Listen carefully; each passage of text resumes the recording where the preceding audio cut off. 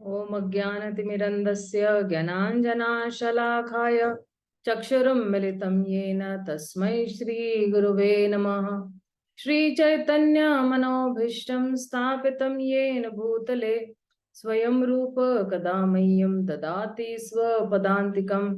वन्देऽहं श्रीगुरून् श्रीयुतपदकमलं श्रीगुरून् वैष्णवांश्च श्रीरूपं साग्रजाताम् सहगण रघुनाथान्वितं तं सजीवं साद्वैतं सार्वभूतं परिजना सहितं कृष्ण चैतन्य देवं श्रीराधा कृष्ण पदान् सहगण ललिता श्री विशाखान्वितांश्च नमो विष्णुपदाय कृष्णपृष्ठाय भूतले श्रीमते भक्तिवेदांत स्वामिनिति नामिने। नमस्ते सरस्वते देवे गौरवाणी प्रचारिणे निर्विशेष शून्यवादी पाश्चात्य देश तारिणे। हे कृष्णा करुणा सिंधु दीनबंधु जगतपते गोपेश गोपिका कांत राधा कांत नमोस्तुते।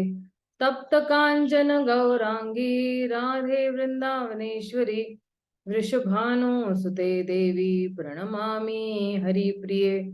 वाञ्छाकल्पतरुभ्यश्च कृपा सिन्धुभ्य एव च पतितानं पावनेभ्यो वैष्णवेभ्यो नमो नमः। श्री कृष्ण चैतन्य प्रभु नित्यानंद श्री अद्वैत गदाधर श्रीवासादि गौर भक्तवृंद। हरे कृष्णा कृष्णा कृष्णा हरे हरे, हरे Ram Ram Ram Hare Hare. Hare Krishna, dear devotees. So I welcome you all for this concluding chapter of the third, concluding section of the third chapter, in fact, where we were discussing about how we should perform Nishkam Karma Yoga to set a correct example. Before this, in the previously we have seen that Arjuna, Krishna is telling Arjuna that Durena hi avaram, so to keep all abominable activities for far and distant by Buddhi Yoga. And Arjuna thinks that Buddhi means intelligence, and by using his intelligence he should avoid all abominable activities and not fight. Still, Krishna is urging him to fight. So then Arjuna questions to clarify these contradictory instructions. So Arjuna thinks that renunciation or jnana and work are incompatible. They don't they go ill together. But Krishna starts explaining the nature of the renunciation or work, and he also explains Nishkam Karma Yoga. He also explains that how a person from who's performing Karma Kanda can gradually progress to Karma Yoga also. So if one cannot perform some detached dutiful work, then for him it is better to follow Karma Kanda section of the Vedas. And but if somebody is doing Karma Yoga, then do it for the pleasure of Krishna. And then once when a devotee climbs that ladder, then he can perform Nishkam Karma Yoga also, dutifully acting without detachment to set a correct example for others. And we've seen examples like Janak Maharaj, and whatever great man does, common man follow that. So we were at this particular section where the shloka where from Nishkam Karma Yoga uh, you perform to set a correct example as such. And we were at, I think, the 33rd shloka we had concluded, and we were supposed to move to the 34th shloka. So in the 33rd shloka, we had seen that we cannot force someone to give up that particular person's conditional nature or his material desires also. So every person has its own conditional nature, or he's born with those material desires, because these material desires are not from this birth, but they carried forward from the previous lifetimes. So conditional nature means what? That, for example, somebody has this conditional nature that he uh, he does not have a bath when he wakes up. He will have a bath only after 2-3 hours of his waking up. Or somebody has a conditional nature of not keeping things clean. Or somebody has a conditional nature of lying a lot. How much ever he'll try to improve, but that lying will still be there in his conditioning. Or somebody has a conditional nature of stealing. So that, it is, we cannot force until unless this person wants to revive by himself, and he wants to change his nature. So only by his free will can he change his nature. So um, now if you will see that where in the 33rd shloka, where Krishna is saying that, okay, without being fully in Krishna conscious, one cannot give up one's occupational duties, because Krishna consciousness only will help a particular person to get out of this material entanglement and be engaged into even if one is engaged in material activities, but still his attention will be on Krishna. And Prabhupada is also suggesting in the purport that nobody should suddenly give up his prescribed duties. Otherwise, then he will be called an artificial transcendentalist. So, he's suggesting that one should stay in one's position and then try to practice Krishna consciousness under a superior guidance. So let's see the 34th shloka.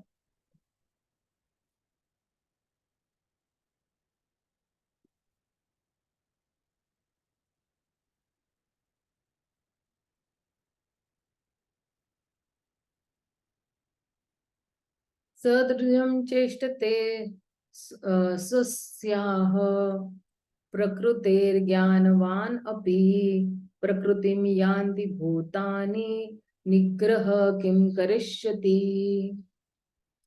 He says, even a man of knowledge acts according to his own nature, for everyone follows the nature he has acquired from the three modes.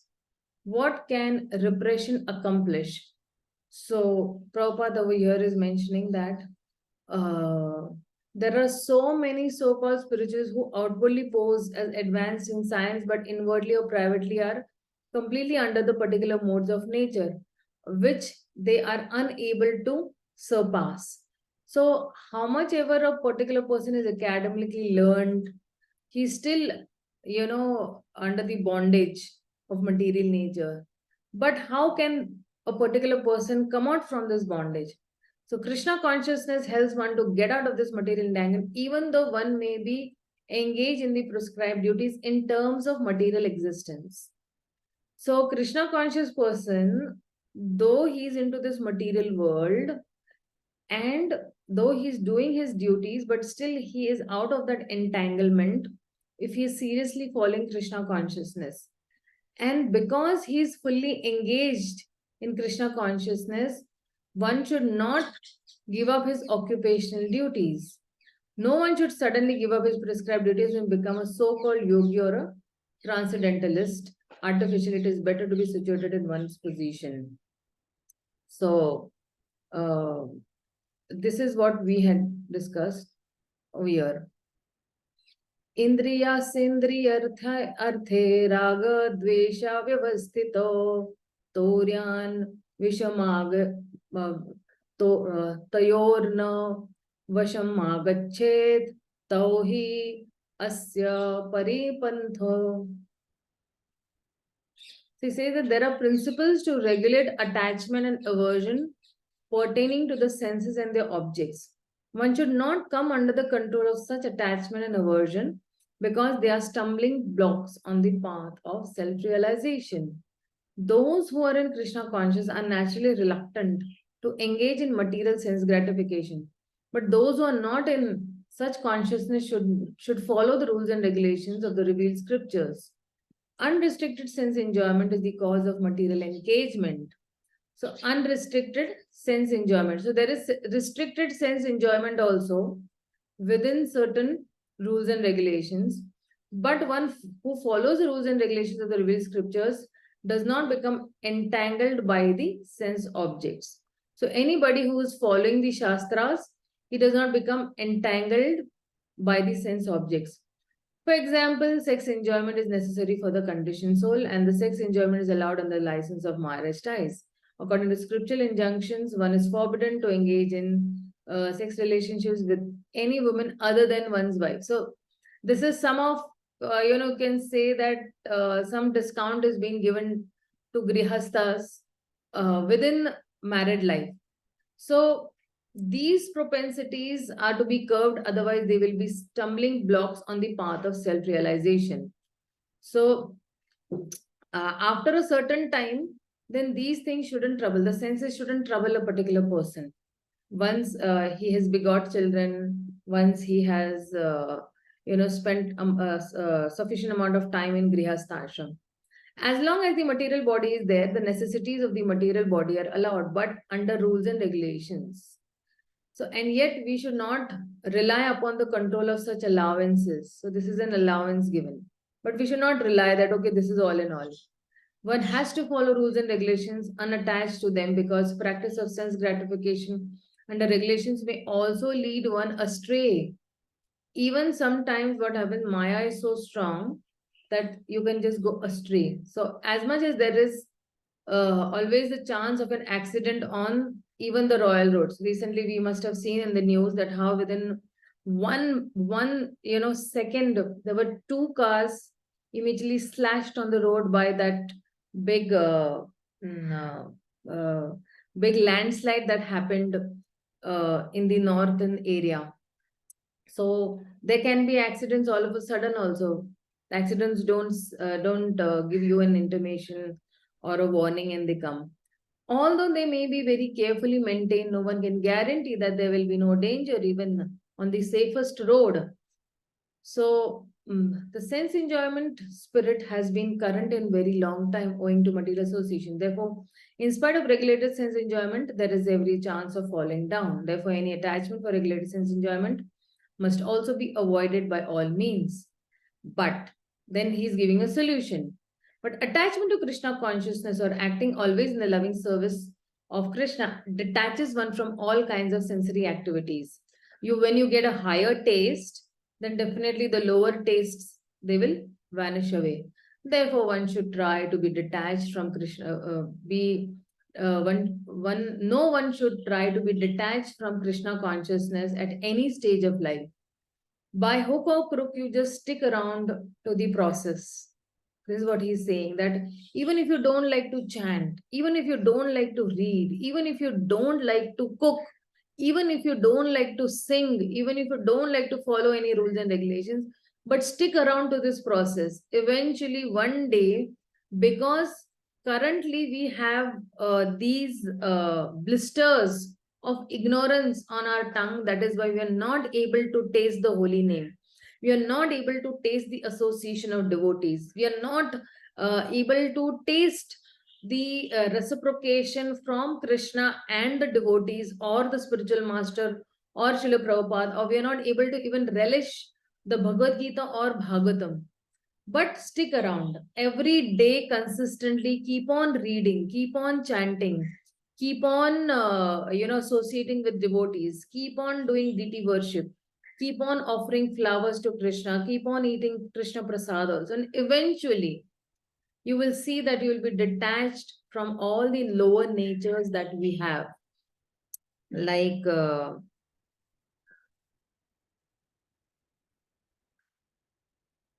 being lazy, not following the rules and regulations. So all these, we can overcome all these lower natures.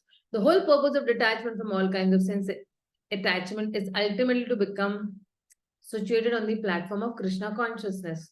So this is ultimately, it is actually a process. Again, that is why Krishna, Prabhupada also says that this is a slow and a gradual process. But the condition is that you follow that process consistently. On a daily basis, you chant. On a daily basis, you read. On a daily basis, you offer food to Krishna. On a daily basis, you preach. Or on a daily basis, whatever the rules and regulations that have been given, you follow these. Like the four regulative principles that have been given to us: no gambling, no meat eating, no illicit sex, and no intoxication. So we are following on a daily basis these all four, at least, rules and regulations. And when I'm saying intoxication, we have studied in our IDC, most of the students are from IDC, so we have studied that intoxication not only is of liquor or of cigarettes. No, there is intoxication of Facebook, Twitter, WhatsApp, intoxication of reading newspapers, intoxication of seeing some porn movies. All these intoxications have to be, nullified completely. So slowly and gradually, these intoxications, when you come out of it and you get a higher taste, because see, just maybe you can say that 10 years before, this intoxication was not so aggressive, or not so aggravated. But nowadays, with more and more technology coming up, every 6 months there is a new technology coming. Every 6 months there is a new phone. Every 6 months the features of these phones change, and there's an upgraded version to allure people. But we should know that how much we should control. Okay, I will be seeing, my phone, only this many times. Or maybe I just give some, instructions to my mind that, okay, even if I pick up the phone and I'll see these messages only for maybe a minute or two, and in case I have to reply somebody, then okay, another like 5 minutes more, not more than that. So, because what happens is, from one and we all have realized that if you go on Facebook, if you go on Twitter, if you go on Instagram or YouTube, then you keep on scrolling, scrolling, scrolling. Because the other day I was sitting at one doctor's, clinic, and people are just scrolling, scrolling. Some nowadays the new new attraction has come of shorts. So keep on seeing those, shorts, and everything rubbish is coming in those shots. Okay, and everything randomly is coming. There is some cooking thing going on, there is some dance thing going on, there is some Bollywood things going on, anything random. Which means what? um uh, that thing is controlling us. That particular instrument has become heavy on us, has controlled our mind. But if our intelligence is sharpened by reading the Shastras, then we won't be controlled by those gadgets at all. We will be controlling them, that, okay, this is my wish, that how much do I want to see you? It is my wish, how much do I want to actually grasp? And see, we have a positive and a negative thing about two things. Okay, so a positive thing is that a mobile is required, because okay, you want to talk to your relatives and communication becomes very easy for us. And there are certain things, because we are living in this material world, are required. Like for example, a WhatsApp app is definitely required. Okay, but Facebook is really not required, or maybe Twitter is not required, or Instagram, until unless you want to really genuinely go and preach on Facebook, Instagram, and Twitter, and you want to put some Krishna conscious messages. Yes, but if you're not a preacher, then really not really required. Okay, as such, maybe bare minimum you can see, once in a while, or uh, once in a week, or something like that. But we should understand that how much these gadgets have overtaken our intelligence, and now they are controlling us.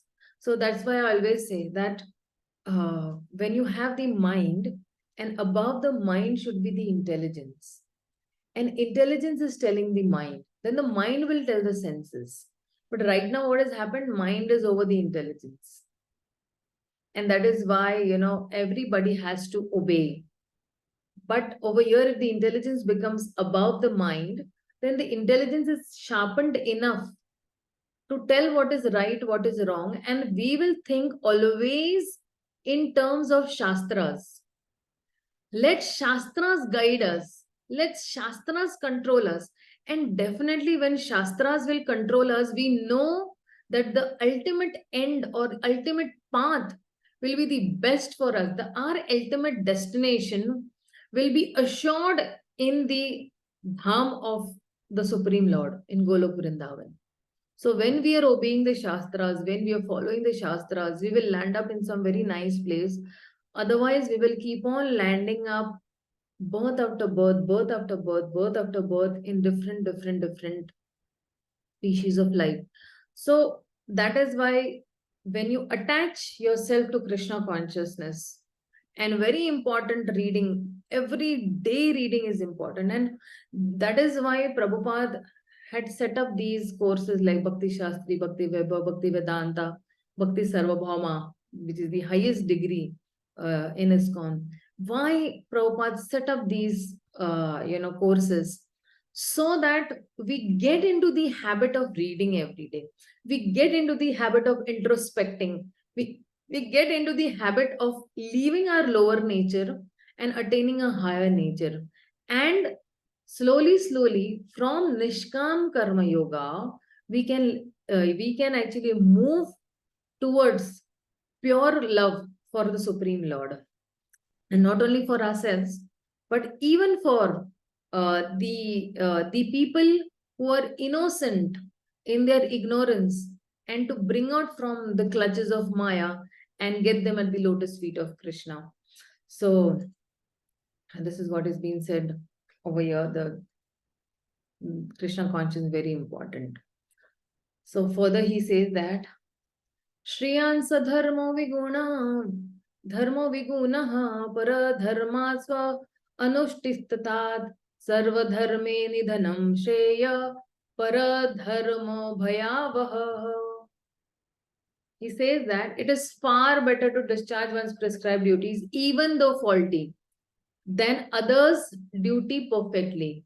Destruction in the course of performing one's own duty is better than engaging in another's duty, for to follow another path is dangerous. Like for example, okay, uh, I'll give examples of two people where somebody is artificially trying to follow somebody. It's like a very common example, and you all also must have seen in the temple.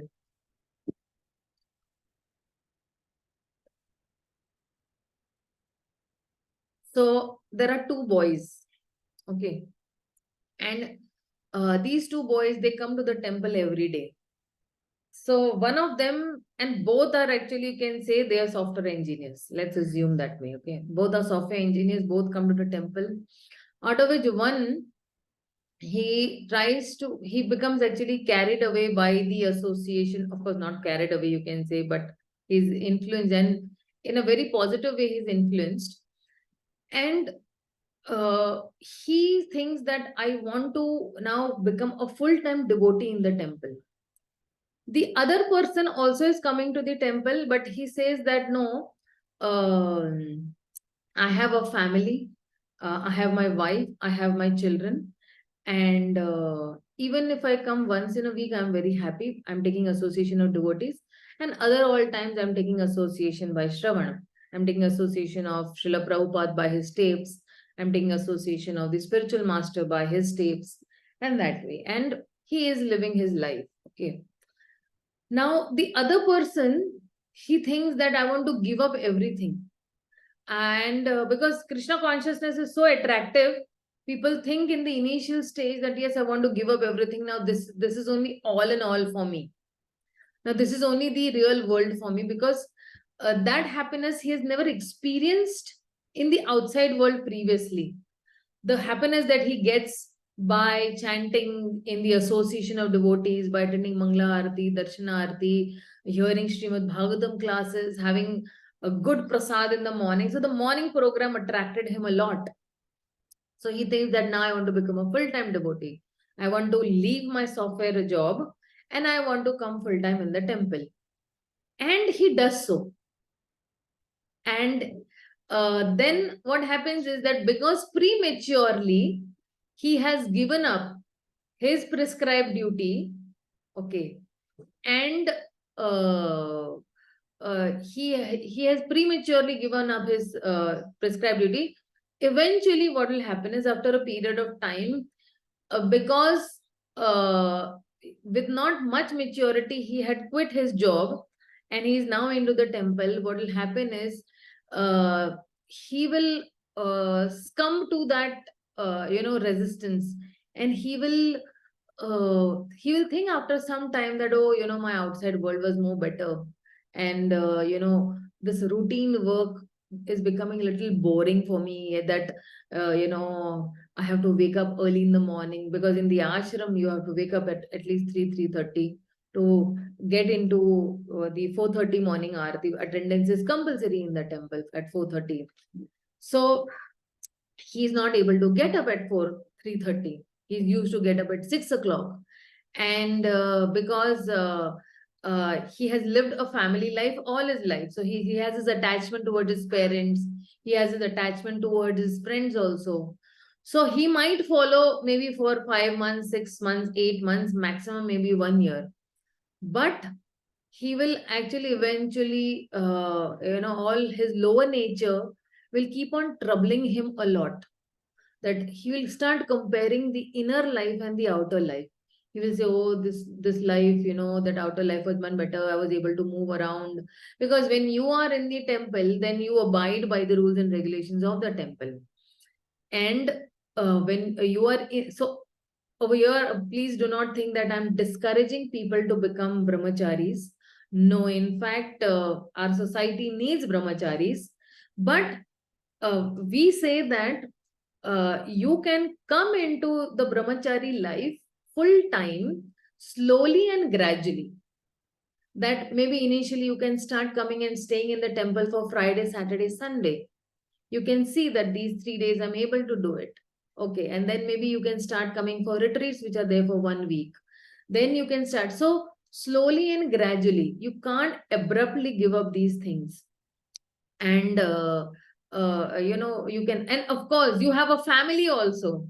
So in family life you want to actually quit everything. Your wife over there, she's thinking, what, my husband has gone crazy over here, he wants to leave everything and go in the temple. So it is better to discharge our own prescribed duties, even though if I'm not performing it properly, even though if I am not up to the mark.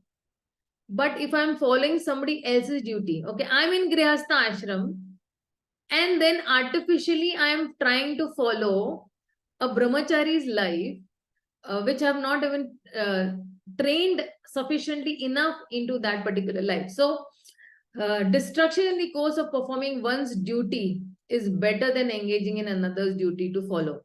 Or we can, or like, okay, this particular person has come in, and then he will just, eventually feel bored and he'll go away. And in fact, he'll go away means what? He will, he will neither be here, neither be there, and he will go away. He might be very favorable to Krishna consciousness and everything, but he might not follow the rules and regulations, and he will eventually again land up into his lower nature. But here is a person who's a software engineer who comes once in a week, but at home also he's setting a nice example with his wife, children, family members. He's following the four regulative principles. So he's doing his own duties also, and he's able to balance also the spiritual life and the material life. It's all about how you balance your spiritual life and your material life. And for that, you need sufficient amount of intelligence through the Shastras. I'm not saying that, the Supreme Lord has not given intelligence, but that intelligence over a period of time needs to be sharpened on a daily basis. Every day it has to be sharpened. Otherwise, what will happen? We will fall prey to the lower nature again and again. And that is why we keep on charging our batteries every day by chanting, every day by reading, every day by hearing from Srila Prabhupada or from our spiritual masters. And this keeps us more stronger into our Krishna consciousness. So there are two people now. One is not following his prescribed duties and he's following somebody else's. He wants to, or a Brahmana wants to become artificially a Kshatriya. A Kshatriya wants to artificially become a Brahmana, which is, which is against both their natures. So that is why Krishna is saying that we should perform our prescribed duties. So one should therefore discharge his prescribed duties in full Krishna conscious rather than those prescribed for others. Materially prescribed duties are duties enjoined according to one's psychophysical condition under the spell of modes of material nature. Spiritual duties are ordered by the spiritual master for transcendental service of Krishna. So you have material duties, you have spiritual duties. Spiritual duties, what will the spiritual master tell you? Okay, chant 16 rounds and read Bhagavad Gita and preach and worship the deities and offer bhoga to the Supreme Lord and take it as prasadam. These are some of the basic duties which the spiritual master will definitely order to every disciple, whether directly or indirectly. But whether material or spiritual, one should stick to one's prescribed duties even up to death rather than imitate another's prescribed duties. Duties on the spiritual platform and duties on the material platform may be different. Okay, maybe I am doing on the material platform, I am doing some Malecha activity. But on the spiritual platform, I am doing some activity which is on a Sattva Gun level. Duties on the spiritual platform and duties on the, but the principle of following the authorized direction is always good for the performer. So according to the authorized direction means according to the Bhagavad Gita, according to the spiritual master's instructions to that particular person, because many times spiritual masters give some very special instructions to their disciples, seeing their psychophysical nature. So for example, somebody is of a Kshatriya nature. So the spiritual master will tell, okay, you go out and do collection and you do big projects and you build temples and all this. Somebody might be of a very Brahminical nature, very cool, calm, tolerant, silent as such. So the spiritual master say you get into education line and you teach higher courses like Bhakti Vedanta courses or Bhakti Sarvabhauma courses, and eventually that person will go up to the sannyas level also. Somebody whose nature is of a Vaishya level, business. So he will tell, okay, do good business and, give that money to run the temple. So according to particular person's psychophysical nature, the spiritual master will give them a direction to perform the activities. So when one is under the spell of the modes of material, one should follow the prescribed rules for his particular situation and should not imitate. For example, a Brahmana who is in the mode of goodness is non-violent, whereas a Kshatriya who is in the mode of passion is allowed to be violent. As such, for Kshatriya, it is better to be vanquished following the rules of violence than to imitate a Brahmana who follows the principles of non-violence. Everyone has to cleanse his heart by a gradual process, not abruptly. However, when one transcends the modes of material nature and is fully situated in Krishna consciousness, he can perform anything and everything under the direction of a bona fide spiritual master. In that complete stage of Krishna consciousness, the Kshatriya may act as a Brahmana or a Brahmana may act as a Kshatriya. But what is the condition? The condition is that a particular person has to be fully situated into Krishna consciousness. In the transcendent, because one who is fully situated in Krishna consciousness, then he is above the modes. He is on Shuddha Sattva level. Okay. He has transcended those modes and these modes are not going to trouble him at all. So in the transcendent, the distinctions of the material world do not apply. For example, Vishwamitra was originally a Kshatriya, but later on he acted as a Brahmana. Whereas Parshuram was a Brahmana, but later on he acted as a Kshatriya. Now, because these two people were transcendentally situated, they could do so. But as long as one is on the material platform, one must perform his prescribed duties according to the modes of material nature. At the same time, he must have a full sense of Krishna consciousness. So it's all about balancing the two lives. if you balance these two lives, then definitely, you will be, definitely you will be, fully situated into Krishna consciousness. So over here, Prabhupada is saying that gradually you will purify.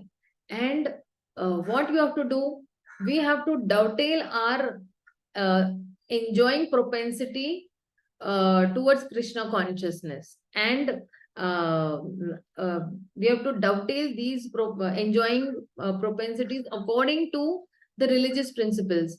Why? Because if the sense enjoyment is the biggest stumbling block for self-realization. So anybody who's trying to satisfy his own senses, then he won't be able to have proper self-realization. So attachment and aversion to senses and their objects. And how to get out of it? Then we have to come under the control of the spiritual master. We have to come under the control of the Shastras.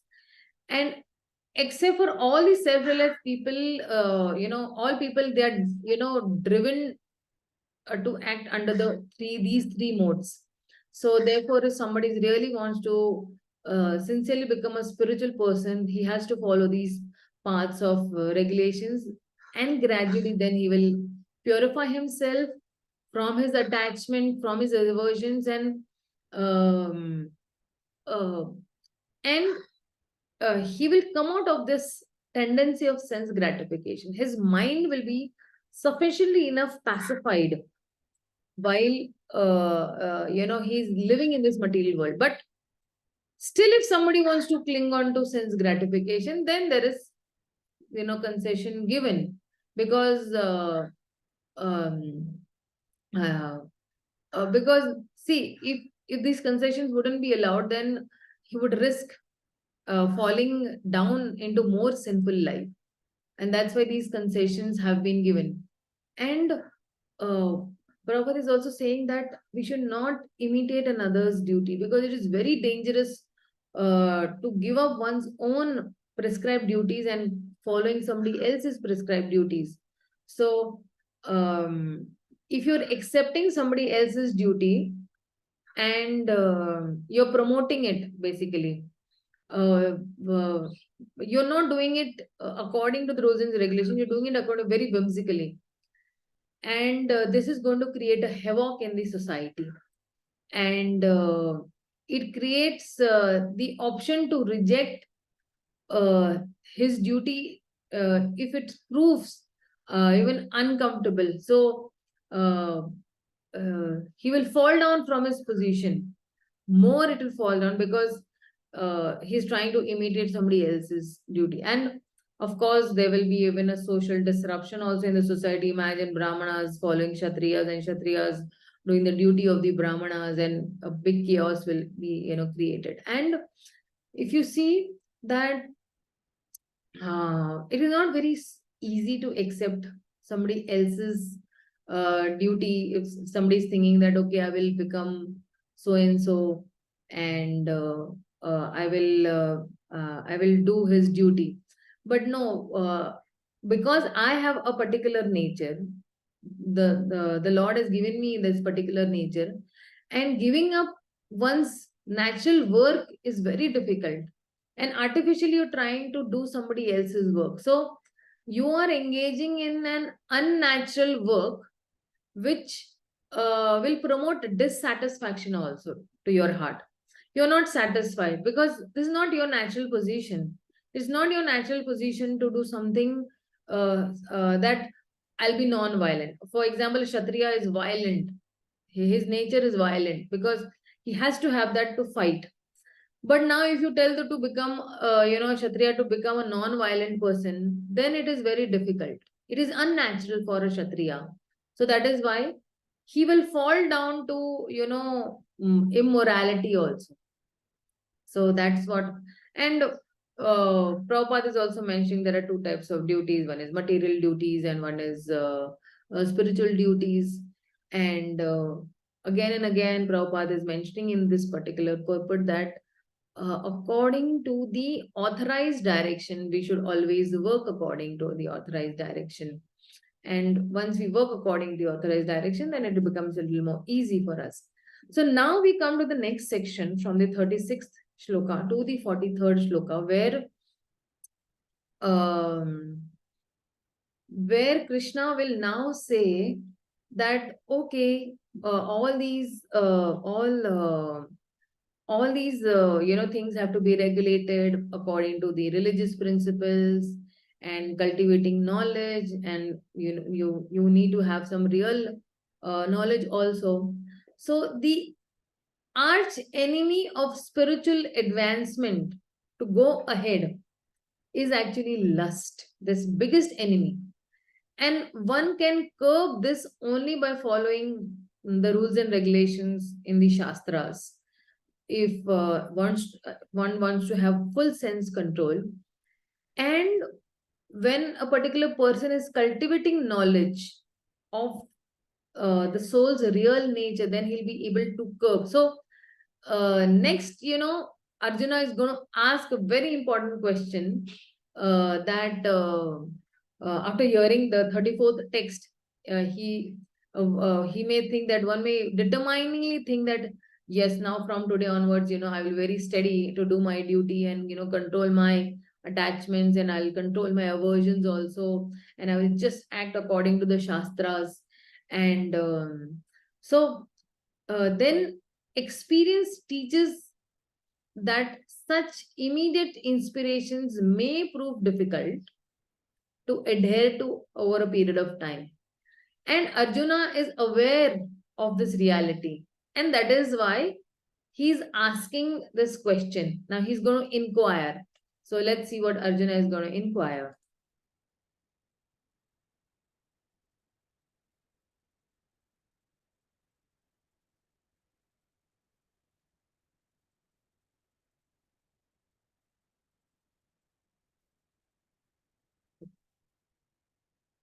Arjun उवाच अथ केन प्रयुक्तोय पापचरति पुरुष अनिच्छन्नपि Varshney बलादीव नियोजितः.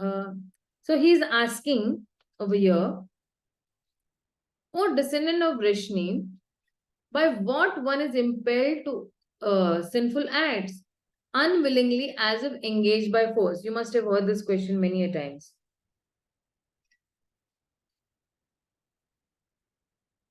In the Bhagavad Gita, in the Bhagavatam, that somebody does not want to do any sinful act, and still he is forced to do that particular sinful act. A living entity is a part and parcel of the Supreme Lord, is spiritual nature and free from material contamination. So originally we all are spirit souls and free from all but therefore by nature he is not subject to sins of the material world. But when he is in contact with the material nature, Prakriti, he acts in many sinful ways without hesitation and sometimes even against his will. As such, Arjuna's question to Krishna is very sanguine as to the perverted nature of the living entities. Although the living entity sometimes does not want to act in sin, he is forced to act. Sinful actions are not, however, impelled by the super soul within. So see, the super soul, Paramatma does not say you do sinful, he is just sanctioning, but are due to another cause, as the Lord explains in the next verse. So let's see in the next verse what the Lord says. Shri Bhagavan Uvacha Kamesha Krodesha Rajoguna Samudbhava Maha Shano Mahapapam Vidhiyenam E Vairinam. So he's Vairinam. सबसे बड़ा दुश्मन है. When sometimes we say ना, ये मेरा vary है. Vairy means बड़ा दुश्मन, सबसे बड़ा दुश्मन, the greatest enemy. Is it, who is this? First, Krishna is mentioning काम, lust, because from lust only what will emerge? Krodha. Okay, काम से ही क्रोध उत्पन्न होगा. And rajoguna. So why is this काम developed? How come this lust has attacked me? Because if somebody is in the mode of passion, born of passion, that is why then lust will. So, and this lust, what it is? Mahanashan. It is all devouring. and it is mahapapam also, greatly sinful. Vidhi. So, in this material world, okay, so there is lust in the material world also, and there is lust in the spiritual world also. There is anger in the spiritual world also, there is anger in the material world also. But what is the difference between the lust in the spiritual world and the lust in the material world? The lust in the material world will degrade you to lower planetary systems or towards the hellish planetary systems. But the lust in the spiritual world will upgrade you more and more. In the spiritual world, so lust is not only, lust is not only a very specific word for, opposite attraction for male and female. No. Lust is for even name and fame. Lust is also for acquiring wealth. Lust is also for acquiring some things which are detrimental to my spiritual well-being. Or lust is also for those things which are opposite to my nature, and I'm having lust for those things, right? And which is really not required for me in this lifetime. So, and why is this lust? Lust is because of the mode of passion. When a particular person is sufficiently dominated by Rajogun or mode of passion, then actually this lust ki utpatti hoti hai. The lust is, born from there. So what we have to do is lust ko control karne ke liye mode of passion. And mode of passion, so if you see people who are in the mode of passion, they are, you'll see in the further chapters of Bhagavad Gita, where there is a specific chapter dedicated to only the modes of material nature. So this mode of material nature can be utilized either to go to Satoguna, or if not utilized properly, then it will take you to mode of ignorance. So let's see what Prabhupada has to say. The Supreme Person of Godhead said, it is only lust. It is lust only, Arjuna, which is born of the contact with the mode of passion and later transformed into wrath, and which is the all-devouring sinful enemy of this world. Devouring, no, sarvanash karne wala. So an example which immediately comes to my mind is to explain this particular section is that, so for example, I'll give you an example that there is a boy, and that boy has called his girlfriend at 5 o'clock to a particular bus stop or something like that. And he says, we'll meet and all, and you please come at 5 o'clock. Girl also agrees, I'll come at 5 o'clock. So, okay, boy reached before on the bus stop. He's waiting, seeing the time. Arey, 5:30 baj gaye, 6 baj gaye, she is not coming. Is he waiting? The girl somehow, because of some, restrictions at home, she is not able to come at 5 o'clock and meet him. She comes at 6:30. Now, by that time, this guy's, para, chad chuka hai, anger, pura chad chuka hai, that, hey, 1.5 hours I've been waiting for you and you still not come. So what happens is, because he had all his plans in his mind. Okay, now she'll come, we will go to the movie, and we will eat popcorn, and we will do all these things, and we will have a nice time and all these things. But what has happened is, उसकी जितनी भी lust वाली activities थी वो चकनाचूर हो गई, because it's late. One and a half hour she has come late. So then what happens is, because his lust is not fulfilled, then when she comes in to meet him, the first thing he does is he slaps her. Anger.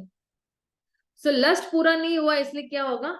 Anger हो जाता है. And that is why we have seen even recently that case that happened of Sakshi in Delhi. What had happened? Anger. Because his lust was not satisfied, anger. And in anger, he stabbed her multiple times. And that was born in the mode of passion for that particular guy. So this guy slaps the girl. Now what has happened is, relation broke. And because it broke, such a wonderful relation, the girl was very humble, sweet, cute, nice also. She was very obedient to him. But because of this one thing, a relationship break ho jata hai. So that is why even our relationship with Krishna, if we don't want our relation with Krishna to break, okay, because we are into a relationship with Krishna, On a daily basis, we are on a relationship with Krishna. Every day, I meet Krishna for 2 hours.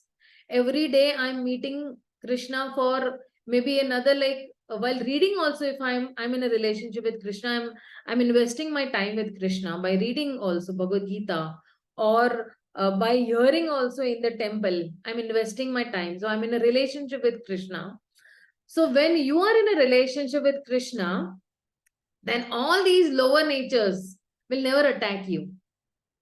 Right? So now, because I'm in a relationship with Krishna, this mode of passion will not be there for me.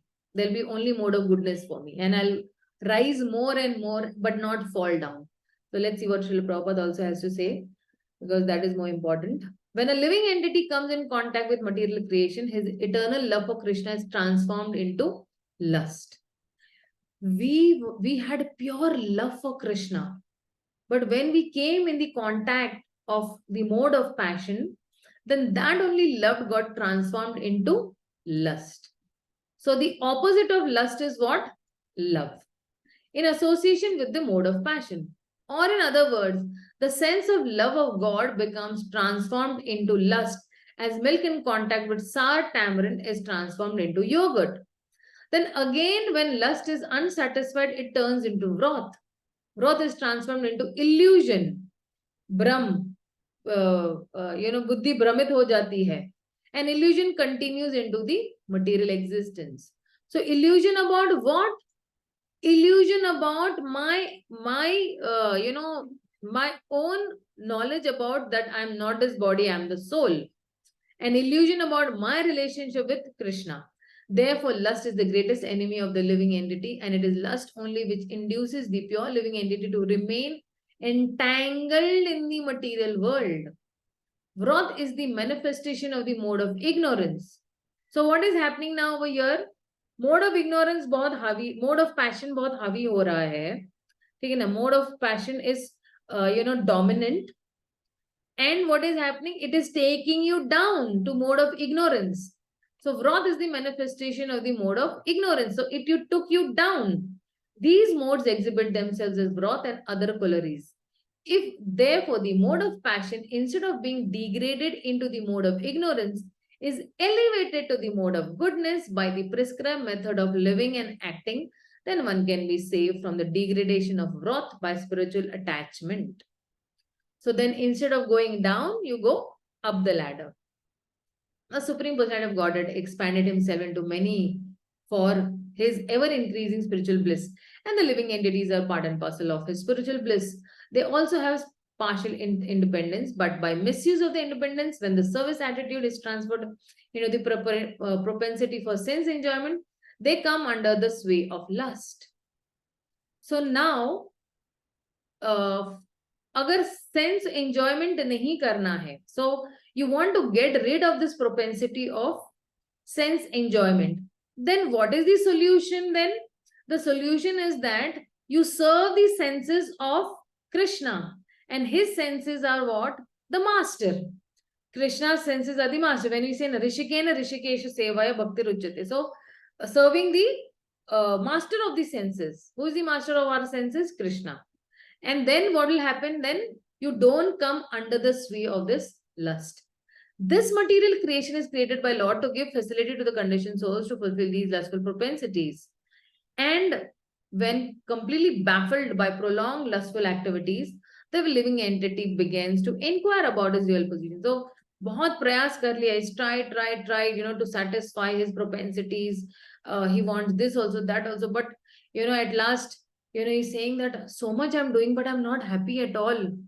Itna kuch kar liya, I'm having the best of best food, the best of best, material, things for my enjoyment. I'm having a big house and good wife and good children, and still I'm not happy in heart. Then what can make my heart happy? So that's where he becomes baffled with so much of lustful activities, birth after birth, birth after birth, birth after birth, he's doing these activities. And then what is happening? Then ultimately he thinks that I am Karodpati, but really I am not really happy. So then that's where he starts to Atato Brahma Jigyasa. Then he starts inquiring about his real position. So this inquiry is the beginning of the Vedanta Sutta, where it is said, Atato Brahma Jigyasa. One should inquire into the Supreme. And the Supreme is defined in the Srimad Bhagavatam as Janmadi Yasayato Anvayaditarascha, or the origin of everything is the Supreme Brahman. Therefore, the origin of lust is also the Supreme. So, if therefore lust is transformed into love for the Supreme, or transformed into Krishna consciousness, or in other words, desiring everything for Krishna, then both lust and wrath can be spiritualized. Like Hanuman, the great servitor of Lord, exhibited his wrath by burning the golden city of Ravana, but by doing so, he became the greatest devotee of the Lord. Anger, he utilized his anger in the service of the Lord. Here also in Bhagavad Gita, the Lord induces Arjuna to engage his wrath upon his enemies for the satisfaction of the Lord. So, see, Arjuna was angry. Why he was angry? Because so many atrocities the Pandavas kept on doing, right? And of course, when the last point, when Draupadi, his dear wife, was also humiliated in that particular sabha. So there also he was angry. So Krishna is telling that you have that anger, you utilize into my to actually kill the enemies for my satisfaction. And therefore lust and wrath, they, when they're employed in Krishna consciousness, become our friends instead of our enemies. So this lust, okay, so I have the lust of name and fame. I have the lust of eating a lot voraciously, or I have the lust of becoming a big man. You utilize everything in Krishna's service, then automatically what will this lust and will become our friends instead of our enemies. So this is what Prabhupada is trying to say. Let's see the next. Okay. धूमेनावृतये वह्निर् यथा दर्शो मलेन च यथोल्बेन वृतो गर्भास् तथा tenedam avritam. So he's saying that now he's giving an example, okay? Krishna is giving an example. He's saying that as fire is covered by smoke, dhumena avriyate, as fire is fire and vahinihi. So as fire is covered by smoke, as mirror is covered by dust. Okay, so adarshaha, or as the embryo is covered by the womb, the garbha is covered by the womb or ulbhena. So the living entity is similarly covered by the 3 degrees of this lust. There are 3 degrees of lust also. So there are 3 degrees of covering of the living entity by which his pure consciousness is obscured. This covering is but lust under different manifestations like smoke in the fire, dust on the mirror, and the womb about the embryo. When lust is compared to smoke, it is understood that the fire of the living spark can be a little perceived. Okay. In other words, when the living entity exhibits his Krishna consciousness slightly, he may be likened to the fire covered by the smoke. Right. So he's giving an example. Although fire is necessary where there is smoke, there is no overt manifestation of fire in the early stage. Like when you fan, then you will see, okay, there is fire. Like this stage is like the beginning of the Krishna consciousness. Then the dust on the mirror refers to a cleansing process of the mirror of the mind by so many spiritual methods like chanting, reading, serving. The best process is to chant the holy name of the Lord. The embryo covered by the womb is an analogy illustrating a helpless position, for the child in the womb is so helpless that he cannot even move. This stage of living condition can be compared to that of the trees. The trees are also living entities, but they have been given or been put in such a condition of life by such an exhibition of lust that they are almost void of all consciousness. The covered mirror is compared to the birds and beasts, and the smoke covered by the fire is compared to the human being. in the form of human being, the living entity may revive a little Krishna consciousness. And if he makes further development, the fire of spiritual life can be rekindled in the human form of life. By carefully handling the smoke in the fire, fire can be made to blaze. If you fan it slowly, then it will blaze. Therefore, the human form of life is a chance for the living entity to escape the entanglement of material existence. In the human form of life, one can conquer the enemy lust by cultivation of Krishna consciousness under an able guidance. So, very important this particular purport is that how under an able guidance we will be able to come out or to overcome lust. So if you see, lust is born of passion, and then it is changing into anger, which is born of mode of ignorance. And then what happens when these two are there? Then they force us to act sinfully. And what is this lust? It is the greatest devouring enemy of the living entity. So lust also has its origin in transcendence. You can say that in the spiritual world also there is lust, and lust originates when the soul's inherent love for Krishna is refracted back upon him. So then this lust, there is intense desire to please his own senses, and it is a reflection of the soul's original intense desire to please Krishna's senses. So what is happening is, in the spiritual world, I was serving Krishna's senses. But now when I fall into the material world, now what am I doing? Perverted. I'm actually pleasing my own senses. So that is why now what I have to do, I have to please the senses of the Lord, which was my original nature, right, in the spiritual world. So then what transformed that love into lust? Contact with this material creation. And then I came into the association of mode of good passion. That is why this love for Krishna transformed into lust. Now what do I have to do again then?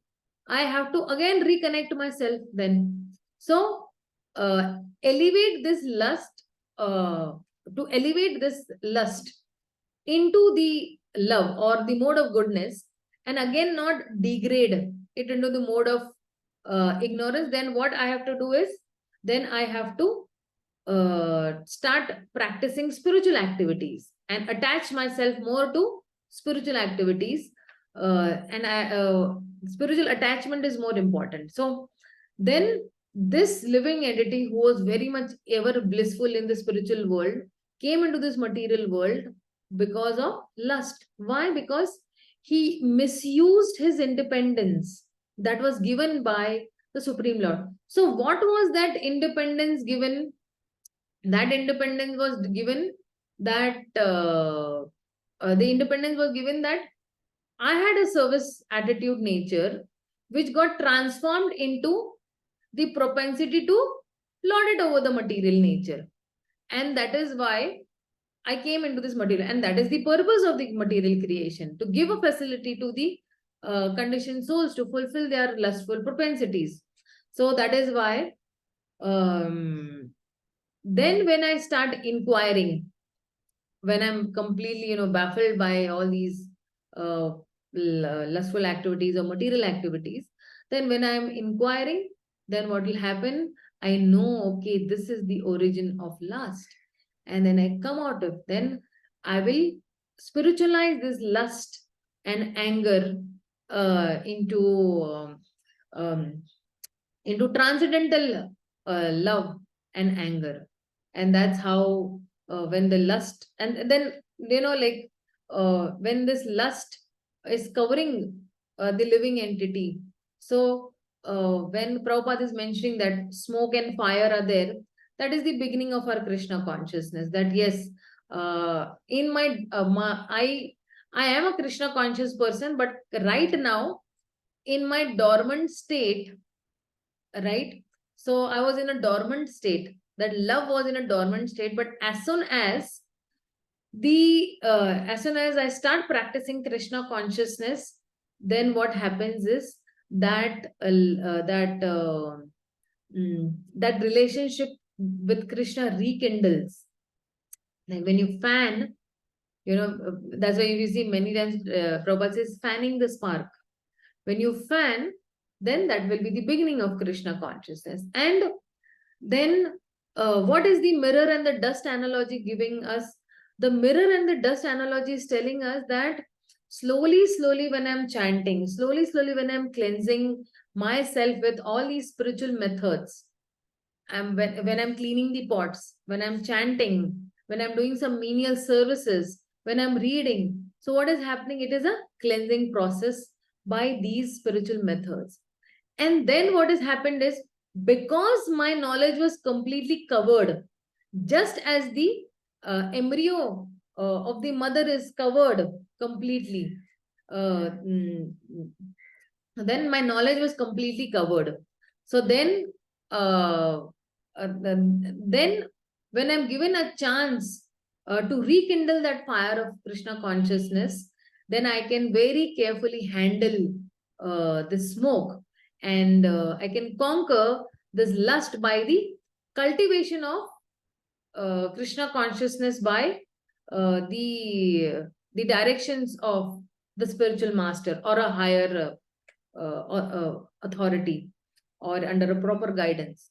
So then, again, Krishna is not going to stop over here. He's going to in detail tell us that, okay, but because some characteristics of the lust he has given, that okay, it is born of passion and it changes into wrath, and it gives it forces a particular living entity to act sinfully. Again, now he will tell more characteristics, so that a deeper knowledge is being given. So then how is lust acting? Let's see.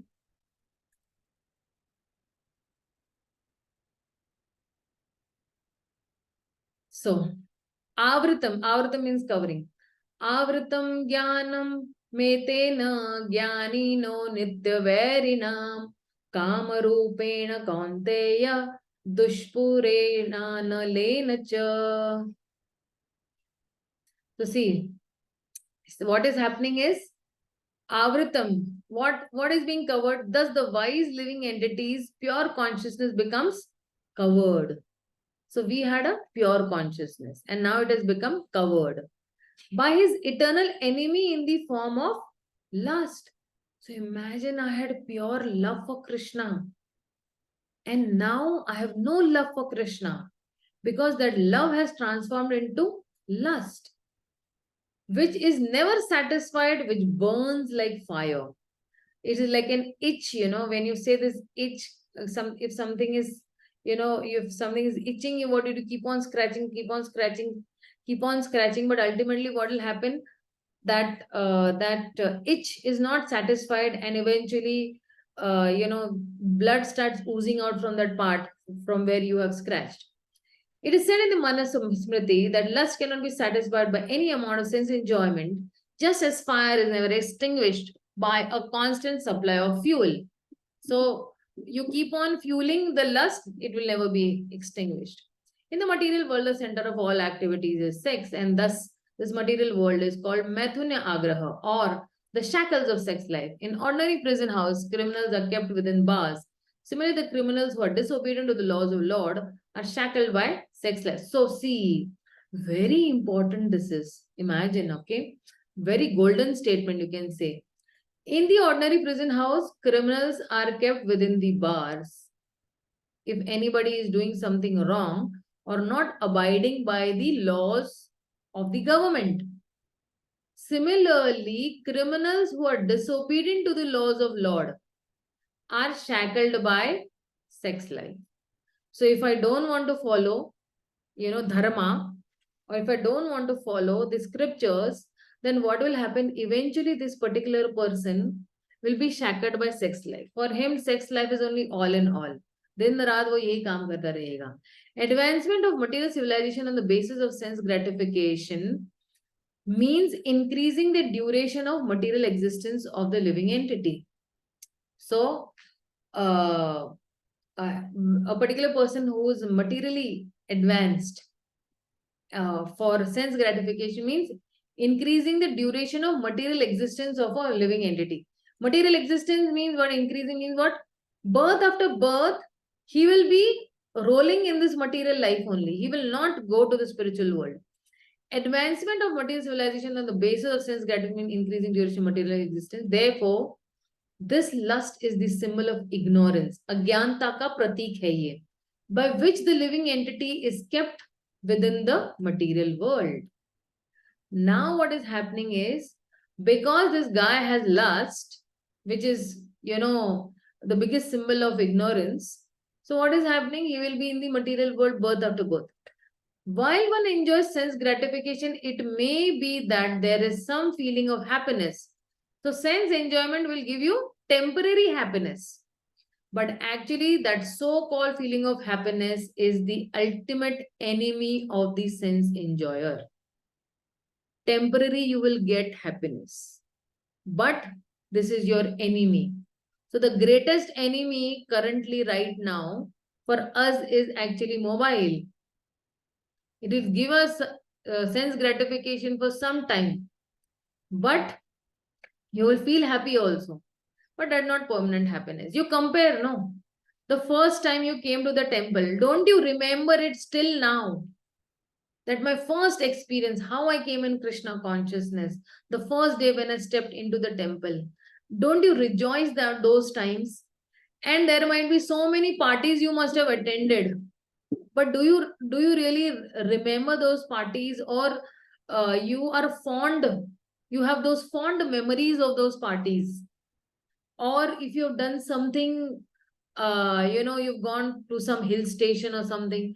Do you remember? No, not so much. But that first day you entered into Krishna consciousness, you have very fond memories of those Krishna conscious days. And that is why we are sustained in Krishna consciousness, because that time, that activity that we had done was actually with a selfless attitude. It was not of sense enjoyment. We didn't go, okay, यहाँ पे इंद्र तृप्ति करने मिलेगी. No, we went over there with that intention that, okay, I want to connect myself with Krishna. And that is why we went with that particular bhava. So that's how, more uh, characteristics Krishna is telling about this lust.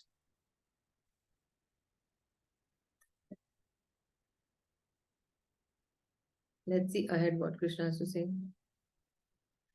Indriyani manobuddhi अस्याधिष्ठानम् उच्यते एतर्विमोहयति एषा ज्ञानं मावृत्य देहिनम्. So he's saying that the senses, the mind, the intelligence are the sitting places of this lust. Oh, so the senses, the mind, the intelligence, through them lust covers the real knowledge of the living entity and bewilders him. So these three are involved. And who is sitting? Sitting place is lust. So the enemy has captured different strategic positions in the body of the conditioned soul. So this enemy, what is happening? It has captured the senses also, the mind also, and the intelligence. Intelligence को भी हर लिया है. बोलते ना, sometimes we say ना, if somebody is doing something wrong and something which is not proper, कुछ बहुत घोर कर लिया है उसने, तो बोलते ना, इसकी बुद्धि भ्रष्ट हो गई है, इसका दिमाग है ना जा चुका है. So that is why we say this, because what has captured that particular person? Lust has captured that particular person. And therefore Lord Krishna is giving hints of those places, so that one who wants to conquer the enemy may know where he can be found. So see, when there is a war, okay, for example, I don't know how much you all know this story of Shivaji Maharaj. So Shivaji Maharaj was a very great warrior, and he exactly knew that where the enemy would be, and he would make plans, for escaping, or even if he's caught, then he knew how to escape. So he exactly knew that where this Aurangzeb would be, or this Afzal Khan would be, or where this particular Shaista Khan would be, and he knew how to capture. So he knew their strategic positions also. So currently we are against a war against Maya. We are also in Kshatriya position because every day we are fighting a war against Maya. So now, if somebody tells Shivaji Maharaj कि Afzal Khan इधर छुपा हुआ है, तो क्या होगा? The fight will be little more, less tedious or less difficult for Shivaji Maharaj to fight or to conquer Afzal Khan. So now Krishna so kindly, imagine Krishna is so kind to us. This is the compassion of Krishna, that he is giving us hint that where is your enemy hiding. So the mind is the center of all the activities of the senses, and thus when we hear about sense objects, the mind generally becomes a reservoir of all these ideas of sense gratification, right? अभी हम लोग ने आंखों से देखा है, I've seen something, I've seen a beautiful woman, then what happened? My mind immediately captures her photo, and then I keep on remembering about that girl, right? So the mind generally becomes a reservoir of ideas of sense gratification, कि अब मैं इस लड़की को कैसे पटाऊंगा, because I want to enjoy that girl. And as a result, the mind and the senses become the repositories of lust. Mind and the senses. Next, the intelligent becomes the capital of such lustful propensities. Intelligence is the immediate next door neighbor of the spirit soul. Right? So because above the intelligence is the spirit soul. Lusty intelligence influences spirit soul to acquire false ego. So somebody's intelligence is lusty, he will have false ego, and he will identify himself with matter, and thus the mind and the senses.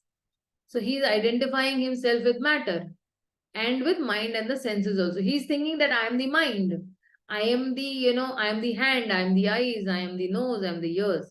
The spirit soul becomes addicted to enjoying the material senses and mistakes as true happiness.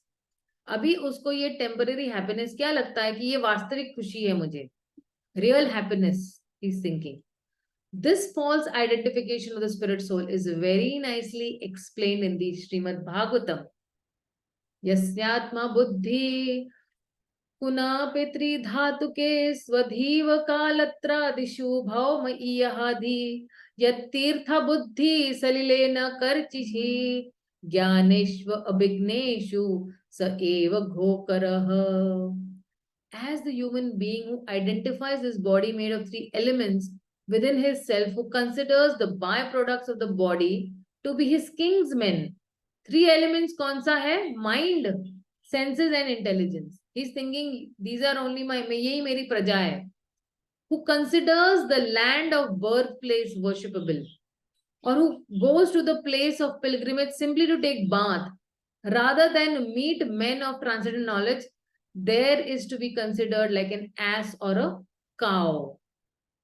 So that is why if you see, because I am having a misidentification, so what I am thinking that okay, मेरी birth place जो है वो बहुत ही पूजनीय है, and if I'm going to pilgrimage, right, so I'm thinking that okay, having having a bath in that holy river is only all in all, and that is why this person is considered to be like an ass or a cow. So if you see in this 38, 39 and 40 shloka, so 39 shloka is even giving more for the characteristics of lust, where he compares lust to fire. Again and again it will keep on, like you're keeping on adding fuel, then it keeps on blazing more and more, and lust will simply grow if you're keeping on feeding fuel. So what does this mean? That you keep on doing sense gratificatory activities, it will keep on increasing more and more. So that is why To stop this, what you have to do is, you have to stop feeding it only. Stop feeding him with Twitter, stop feeding him with WhatsApp, stop feeding him with, seeing Bollywood movies, stop feeding that lust by, doing some positive activities. And you should completely, because usko bhuka maroge, so eventually kya hoga? It will die. If you keep it hungry, what will happen? It's going to die. And that is why, uh, when so when you stop this, then this lust will eventually die. And uh, when this lust is the greatest enemy, so Krishna is saying that how can you conquer this lust? So first Krishna is giving the indication. He's saying that what are the sitting places of lust? Then there are three things: there is mind, there is senses, there is intelligence. These are the three sitting places. So uh, the repository of lust is mind and senses. And then these mind and senses, as a center of all these sense activities, then what happens? It gives you different ideas. It is a reservoir of different ideas of sense gratification. And just sitting next to the mind is who? The intelligence. And what is happening? Wo hai pradhan. It is the capital, the next door neighbor to the mind. So, and this intelligence, what it is, telling. So actually, this intelligence is not plain intelligence. Prabhupada is calling it lusty intelligence, saying that it is influencing, greatest influence. Bole na ki, hey, your child is influencing my child. But who is influencing? Lust is influencing, this lusty intelligence is influencing the spirit soul to go into false ego. Mithya ahankar में जा रहा है कि अच्छा, I am actually what? I am the master. I am identifying myself with the matter. And then I'm thinking, okay, I am only the mind and I am only the senses. I am only all in all. That particular living entity who is innocent is not thinking that, hey, I am the spirit soul. I'm supposed to serve the Supreme Lord. So this spirit soul, when we call spirit soul, means what? Actually pure soul. The spirit soul becomes very much addicted to enjoying these material senses, and it is identifying. And that is why this false identification is manifested in many ways, thinking that, okay, uh, you know uh, that my birthplace is worshipable, or it is only good to go and to a pilgrimage to have a bath, or all these people are, my children, my wife, and all, the all these are my byproducts, and these ye meri praja hai, and I am actually controlling over them. They are completely under my control. So now Krishna is going to actually tell us how to control the senses. Previously, he's telling us how to. First, now he's telling that he's giving the positioning. कि ये इधर बैठा है, ये इधर बैठा है, और ये इधर बैठा है. But first thing, he's talking about sense. So he gave us three sitting places. He told us senses, he told us mind, and he told us intelligence. So now he'll go chronologically. He's saying, अच्छा, senses को पहले कैसे control करना है. So in the 41st sloka, he'll say how to control the senses. The next he will say that how to control the mind and how to control the intelligence. And then how, let's see in the next.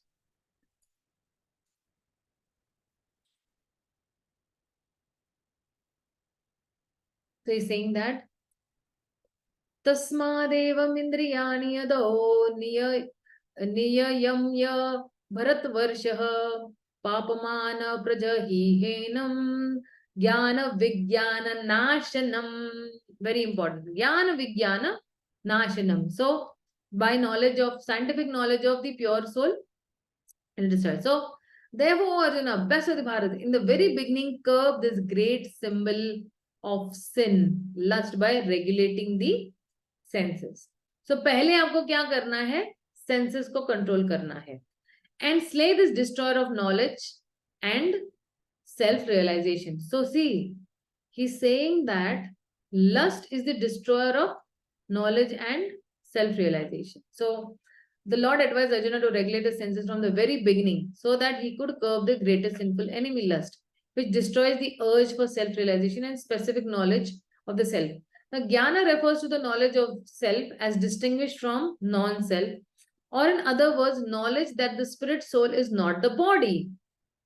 Vijnana refers to specific knowledge of the spirit soul's constitutional position and his relationship with the supreme soul. So in the Srimad Bhagavatam, it said that Jnanam param guhyame me yad vijnanam samanvitam saharasyam tad angam cha grihanam gaditam maya. The knowledge of the self and the supreme self is very confidential and mysterious, but such knowledge and specific realization can be understood if explained with their various aspects by the Lord himself. And that is why, what is the Lord doing? He is explaining himself in the Bhagavad Gita. The Bhagavad Gita gives us the general and specific knowledge of the self. The living entities are a part and parcel of the Lord, and therefore they are simply meant to serve the Lord. This consciousness is called Krishna consciousness. So, from the very beginning of life, one has to learn this Krishna consciousness, and thereby one may become fully Krishna conscious. Academics, okay. So, lust is the only perverted reflection of love of God, which is natural for every living. But if one is educated in Krishna consciousness from the very beginning, that natural love of God cannot deteriorate into lust. It's an important statement.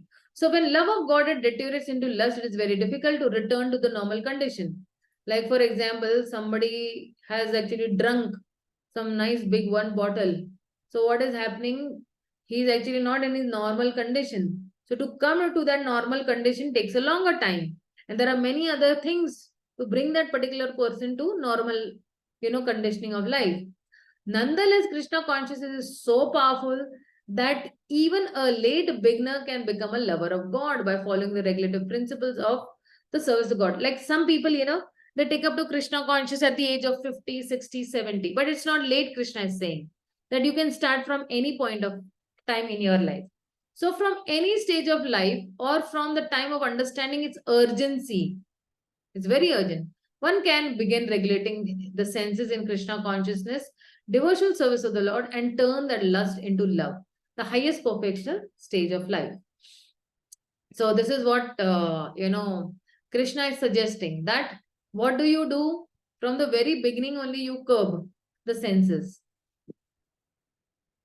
Next he's saying that Indriyani parani ahur indriyebhya param manah manastu para buddhir yo buddhe paratastu saha. So he's saying that the working senses are superior to the dull matter. Mind is higher than the senses. So, okay, my senses are superior to the dull matter. Dull matter yani jad vastu. Like for example, my senses are superior to this glass. Why? Because my senses are able to control the glass. Glass को मैंने इधर हिलाया, उधर हिलाया, जहाँ हिला सकती हूँ मैं हिला सकती हूँ, right? So I can utilize the glass however I want with my senses. So then, now superior to these senses is what? Mind. Mind is higher than the senses. And superior to the mind is what? Intelligence. And superior to that is also what? The soul. And the soul, is even higher than the intelligence. So now Prabhupada will explain very nice this purport is.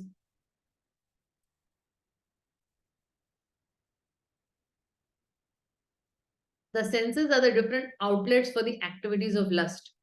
Okay. Outlet यानी क्या? कि I can act. When I have seen something, I have taken something in my mind and then I give a reaction. I actually react to that particular situation. So lust is reserved within the body, but it is given out through the senses. So through the senses you are taking and through the senses you are giving out, you are venting it out. Therefore, the senses are superior to the body as a whole. These outlets are not in use when there is superior consciousness or Krishna consciousness, right? So you don't use these senses at all for doing sense gratification. In Krishna consciousness, the soul makes direct connection with the Supreme Personality Godhead.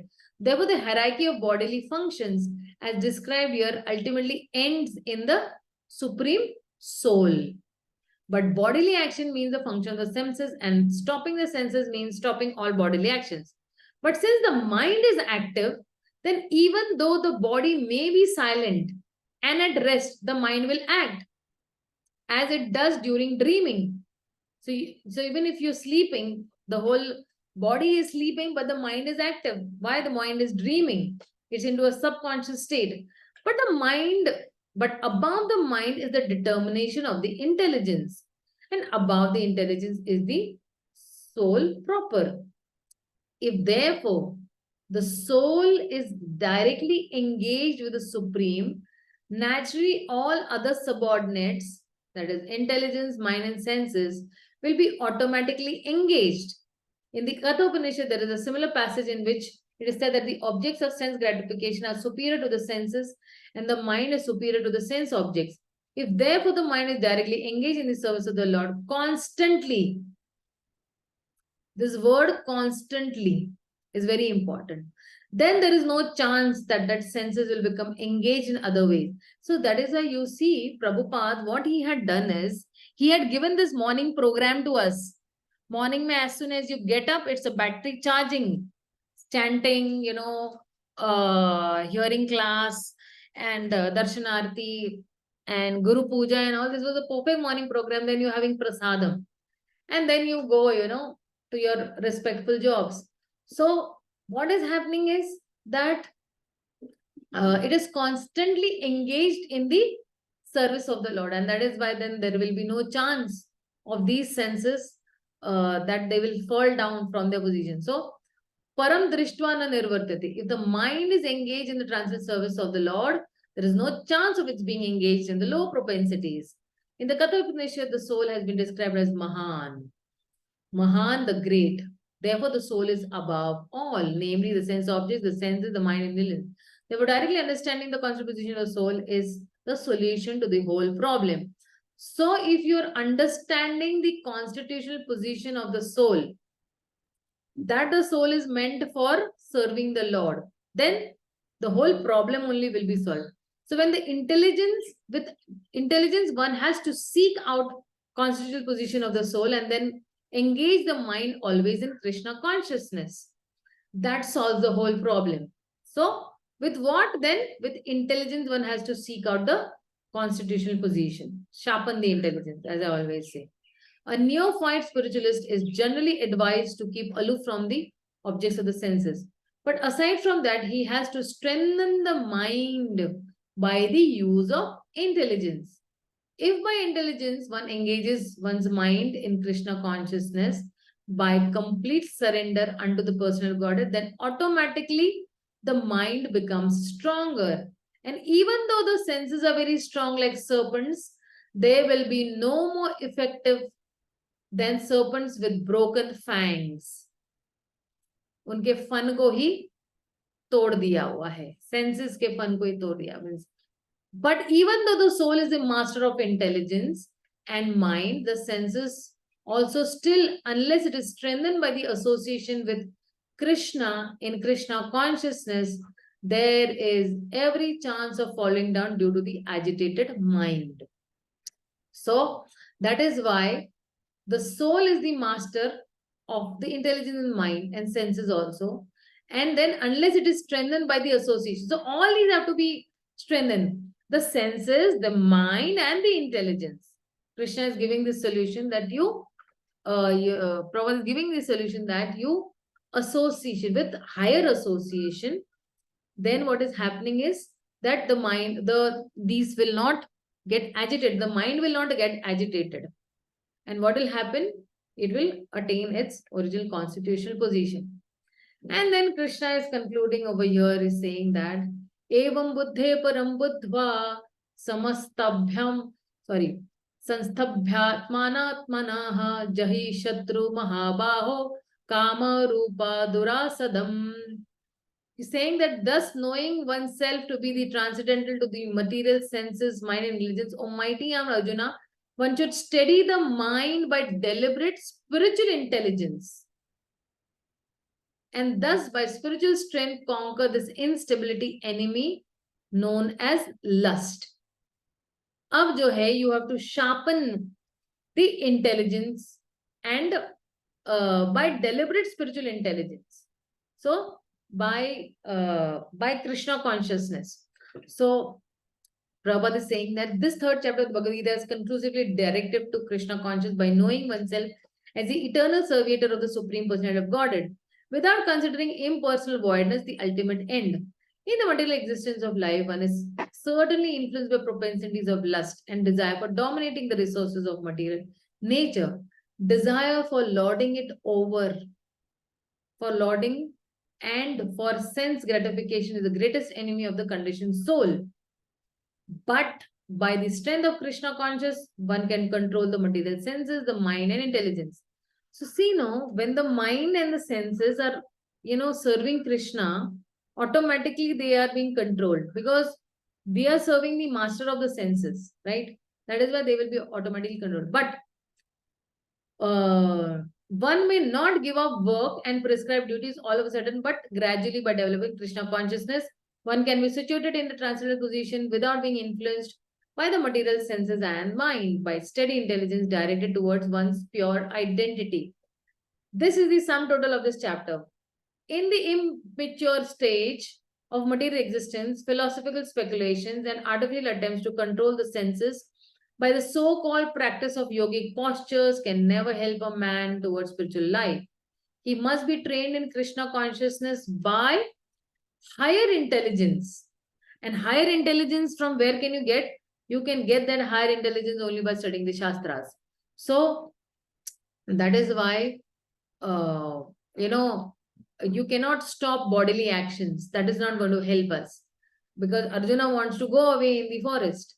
So you cannot stop any bodily actions. You need those actions or these need those senses to be engaged in the service of the Lord.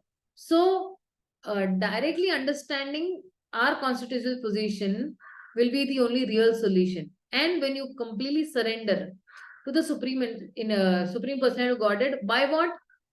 By surrendering unto Him. So by intelligence, one is engaging the mind in Krishna consciousness.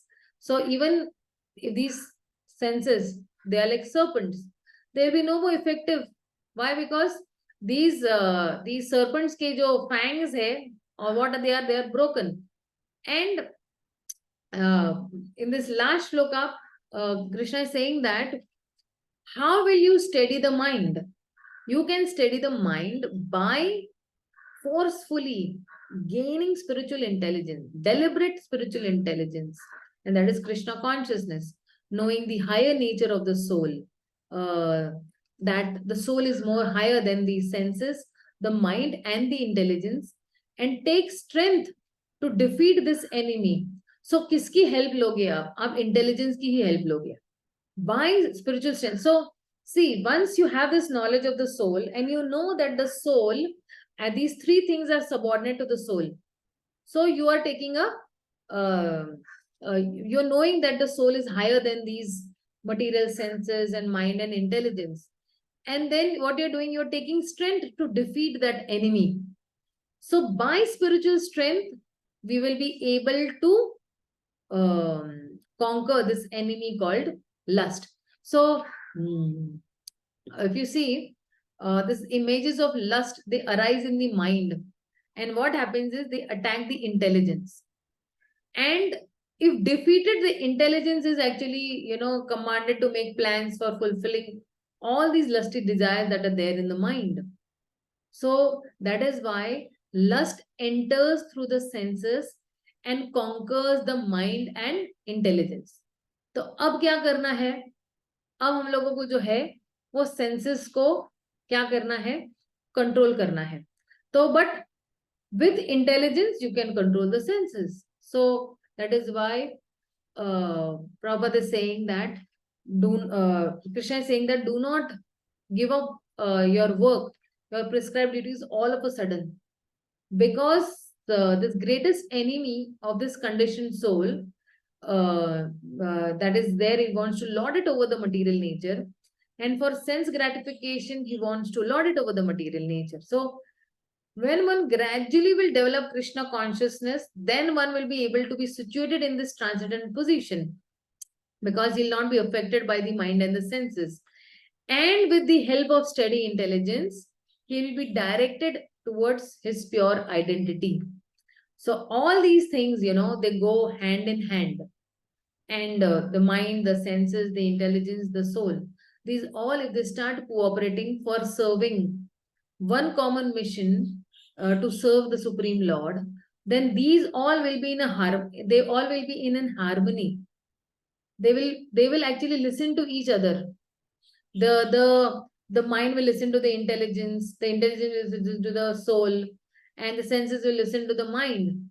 So we have seen that mm, when the intelligence is properly sharpened, then automatically everything will be taken place. So uh, this the conclusion that Krishna is giving is that you regulate the senses and you engage the soul in Krishna consciousness. And then if you are not into Krishna consciousness, then what will happen? Then the senses will drag the mind. The mind will drag the intelligence. And the intelligence will drag the soul into sense gratification again and again. So I rest my speech over here. If somebody has any queries, questions, doubts, I'm sure there are many will be coming up, but yeah, you can ask.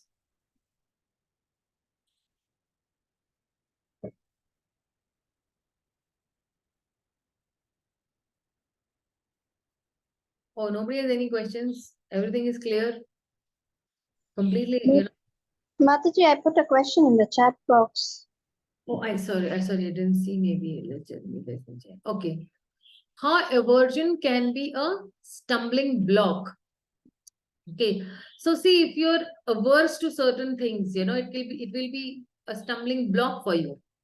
So if you see, um, even where you say, uh, when you say attachment, okay. So attachment is what? That you will love certain thing. And aversion is what? You hate something, right? So hate will be definitely a stumbling block. If you have malice, if you have hatred for something, if you have disgust for something, so then definitely it will be a stumbling block for our Krishna consciousness. So with love and devotion, you can actually win anything. So that's what. Aversion means only आप घृणा करते हो. You hate something that way. Okay. Okay. And Mataji, in that Prabhupada's Prabhupada has written that one should not take up anybody's occupation, but one who is fully Krishna conscious can take up, So fully Krishna conscious. So like the example came in my mind. So if you can explain to me, is my understanding right? Like for example, when in the Mayapur those days there was an attack, so all the brahmacharis, including my Guru Maharaj and your Guru Maharaj, they took up weapons. But they were brahmacharis, but they took up like the work of Kshatriyas. Is that what is fully Krishna conscious, taking up some, temporary positions? Is it Yes. like that? See, that was for actually protecting the devotees and the Lord. So Lord, even Hanuman also, what did he do? He utilized that anger in the service of the Lord, right? So you are utilizing anything in the service of the Lord, then that is completely valid. And that was just maybe a temporary shift for the saving the temple. But now again they are back to their Brahmanical qualities, right? It's not like that they took up through some Kshatriya activity and they remain Kshatriyas. No. For temporary solving that particular purpose, or for a higher purpose, you can say, that they took that position and then now they're back again to their own original position. It's not like that they became violent and they remained violent. No, that is just for temporary to protect. So for the Supreme Lord, a particular person can become violent. For the Supreme Lord, somebody can become non-violent also. Like Mahatma Gandhi's movement was a non-violent movement. And still, we got freedom. Of course, we didn't get freedom because of him, but we got that freedom, because certain non-violent things were there. And That is why temporary, yes, you can, shift your position or your roles, and then you come back to your original, role. Okay. Any more question? Yeah, Jyoti Rupa Mataji has a question. Yeah, Hare Krishna Mataji. In this chapter, we learned that prematurely giving up our prescribed duties is not recommended, and there are certain thoughts that we have regularly heard from devotees, like surrendering to Krishna, depending on Krishna. And you also mentioned in one of your previous classes that you were working in IT, and later on you changed your job profile as a teacher, and it is more comfortable to you, giving your life in devotion for Krishna and Prabhupada. So my question is, how do we know that we are ready to shift or completely depend or surrender on our Krishna or acharyas? When to understand that point? Yeah, when we completely leave those tendencies of sense gratification, when you want to completely surrender to the Supreme Lord, when you have this, that now I want to give my life and soul to Krishna only. Like your husband. Your husband is completely, he was a Brahmana, he's still a Brahmana only, right? Before marriage also, he was actually, doing some Brahminical activities. Now also he's doing Brahminical activities only, right? Even though he's married, but he did not have his, nature, shift. So he's still teaching. He's still, being an inspiration to many sweet souls in the temple also, right? So when you are completely Krishna conscious and you're trained enough in Krishna consciousness to handle many other things, then, or many times what happens is that we have many of our sense gratificatory tendencies also, and it is very difficult to give up those sense gratificatory tendencies at that point of time. Then it is very difficult that you want to enjoy this also, this also, this also, that also. So that point of time, then, it becomes very difficult to prematurely give up something. Okay. So prematurely you don't give up something, but under a superior guidance. And even when I had shifted my job, I had gone to my spiritual master and I was very frustrated. And at that point of time, he guided me that you take up a job which is less hassle for you, which is into, and actually I was a teacher previously also. Like my mother used to take home tuitions. So when I was in grade 11, I used to take classes for grade 7, 8 and 9. Of course, I was not taking 10th grade. But that teaching was there. And that teaching is there in my blood. Like my mother was a, professor. My mother was into teaching profession, even in her college.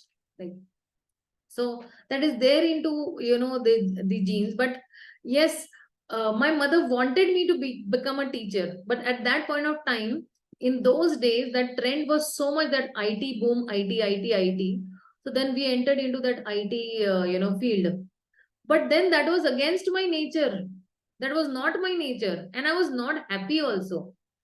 But when I did a full-time B.Ed course, that was a time when I was really happy that and then eventually then I started, the teaching profession and all, and then I became a spiritual teacher also as such.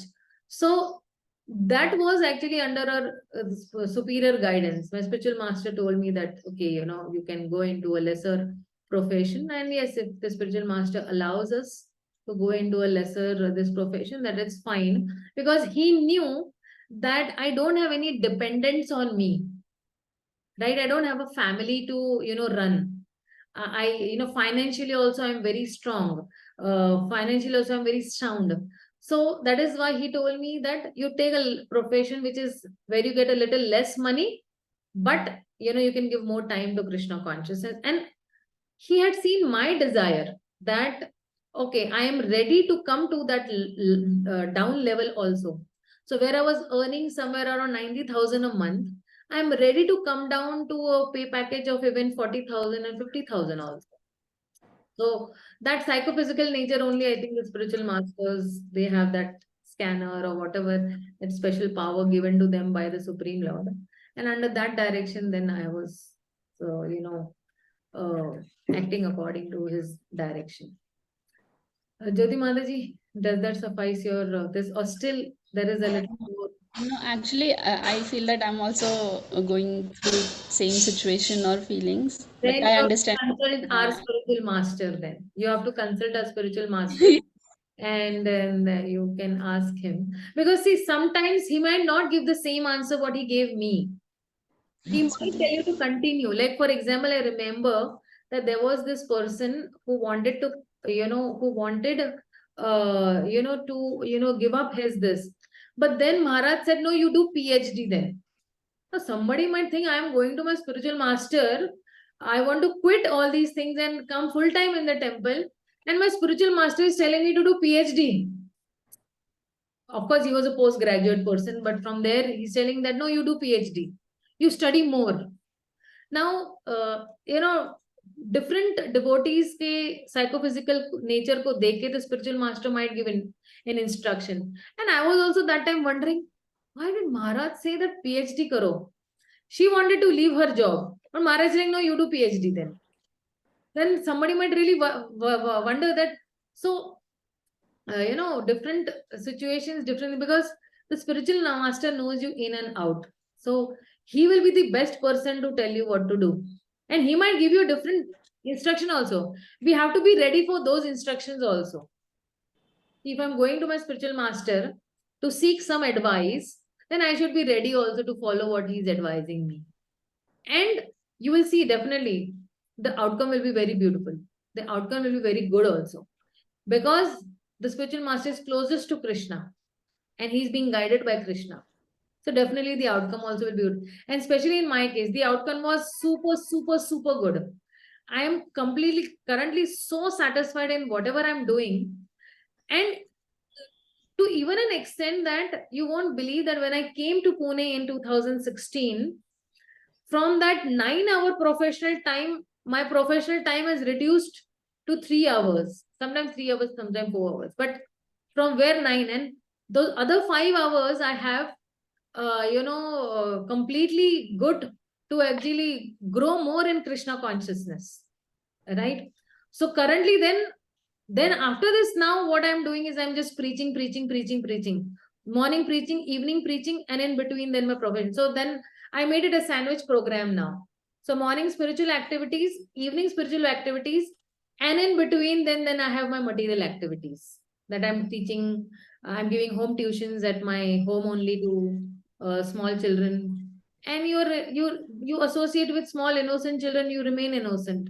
Then you don't have duplicity, you don't have hypocrisy, you don't have malice for somebody, you don't get into this complications of Vaishnava aparad or any other aparad, even to a non-devotee. So then that's how this is the mercy of the spiritual master. Ultimately, I will always say that this is the full mercy of my spiritual master that he guided me in that way. Okay, so you can also ask Guru Maharaj that what for you is best. Okay. So yeah, Harsh Prasanatma Prabhu has a question. Hare Krishna, Mataji. Hare Krishna. Thank you so much, Mataji, for such a enlightening lecture. And Mataji, my question is, in this Karma Yoga chapter, Srila Prabhupada is also explaining about Bhakti Yoga. As if I'm wrong, you can correct me, because I am many times I have heard in the lectures also that in Karma Yoga also Bhakti Yoga is explained by Srila Prabhupada in his purports. So how to understand this difference between these two methods, like difference between Karma Yoga and Bhakti Yoga, and also there is Yoga ladder which you explained earlier. So please explain that also, like Karma Yoga, Jnana Yoga, Jnana Yoga, because it is very difficult to distinguish between these. Please explain.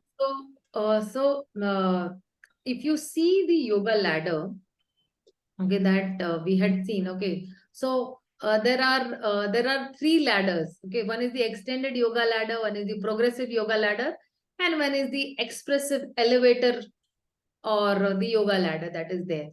In the extended yoga ladder, if you see a particular person is into animal life, and slowly, when he comes to the Karma Kanda section where he is actually applying the Vedas, or he's applying the injunctions given in the Vedas. He comes to that Karma Kanda level.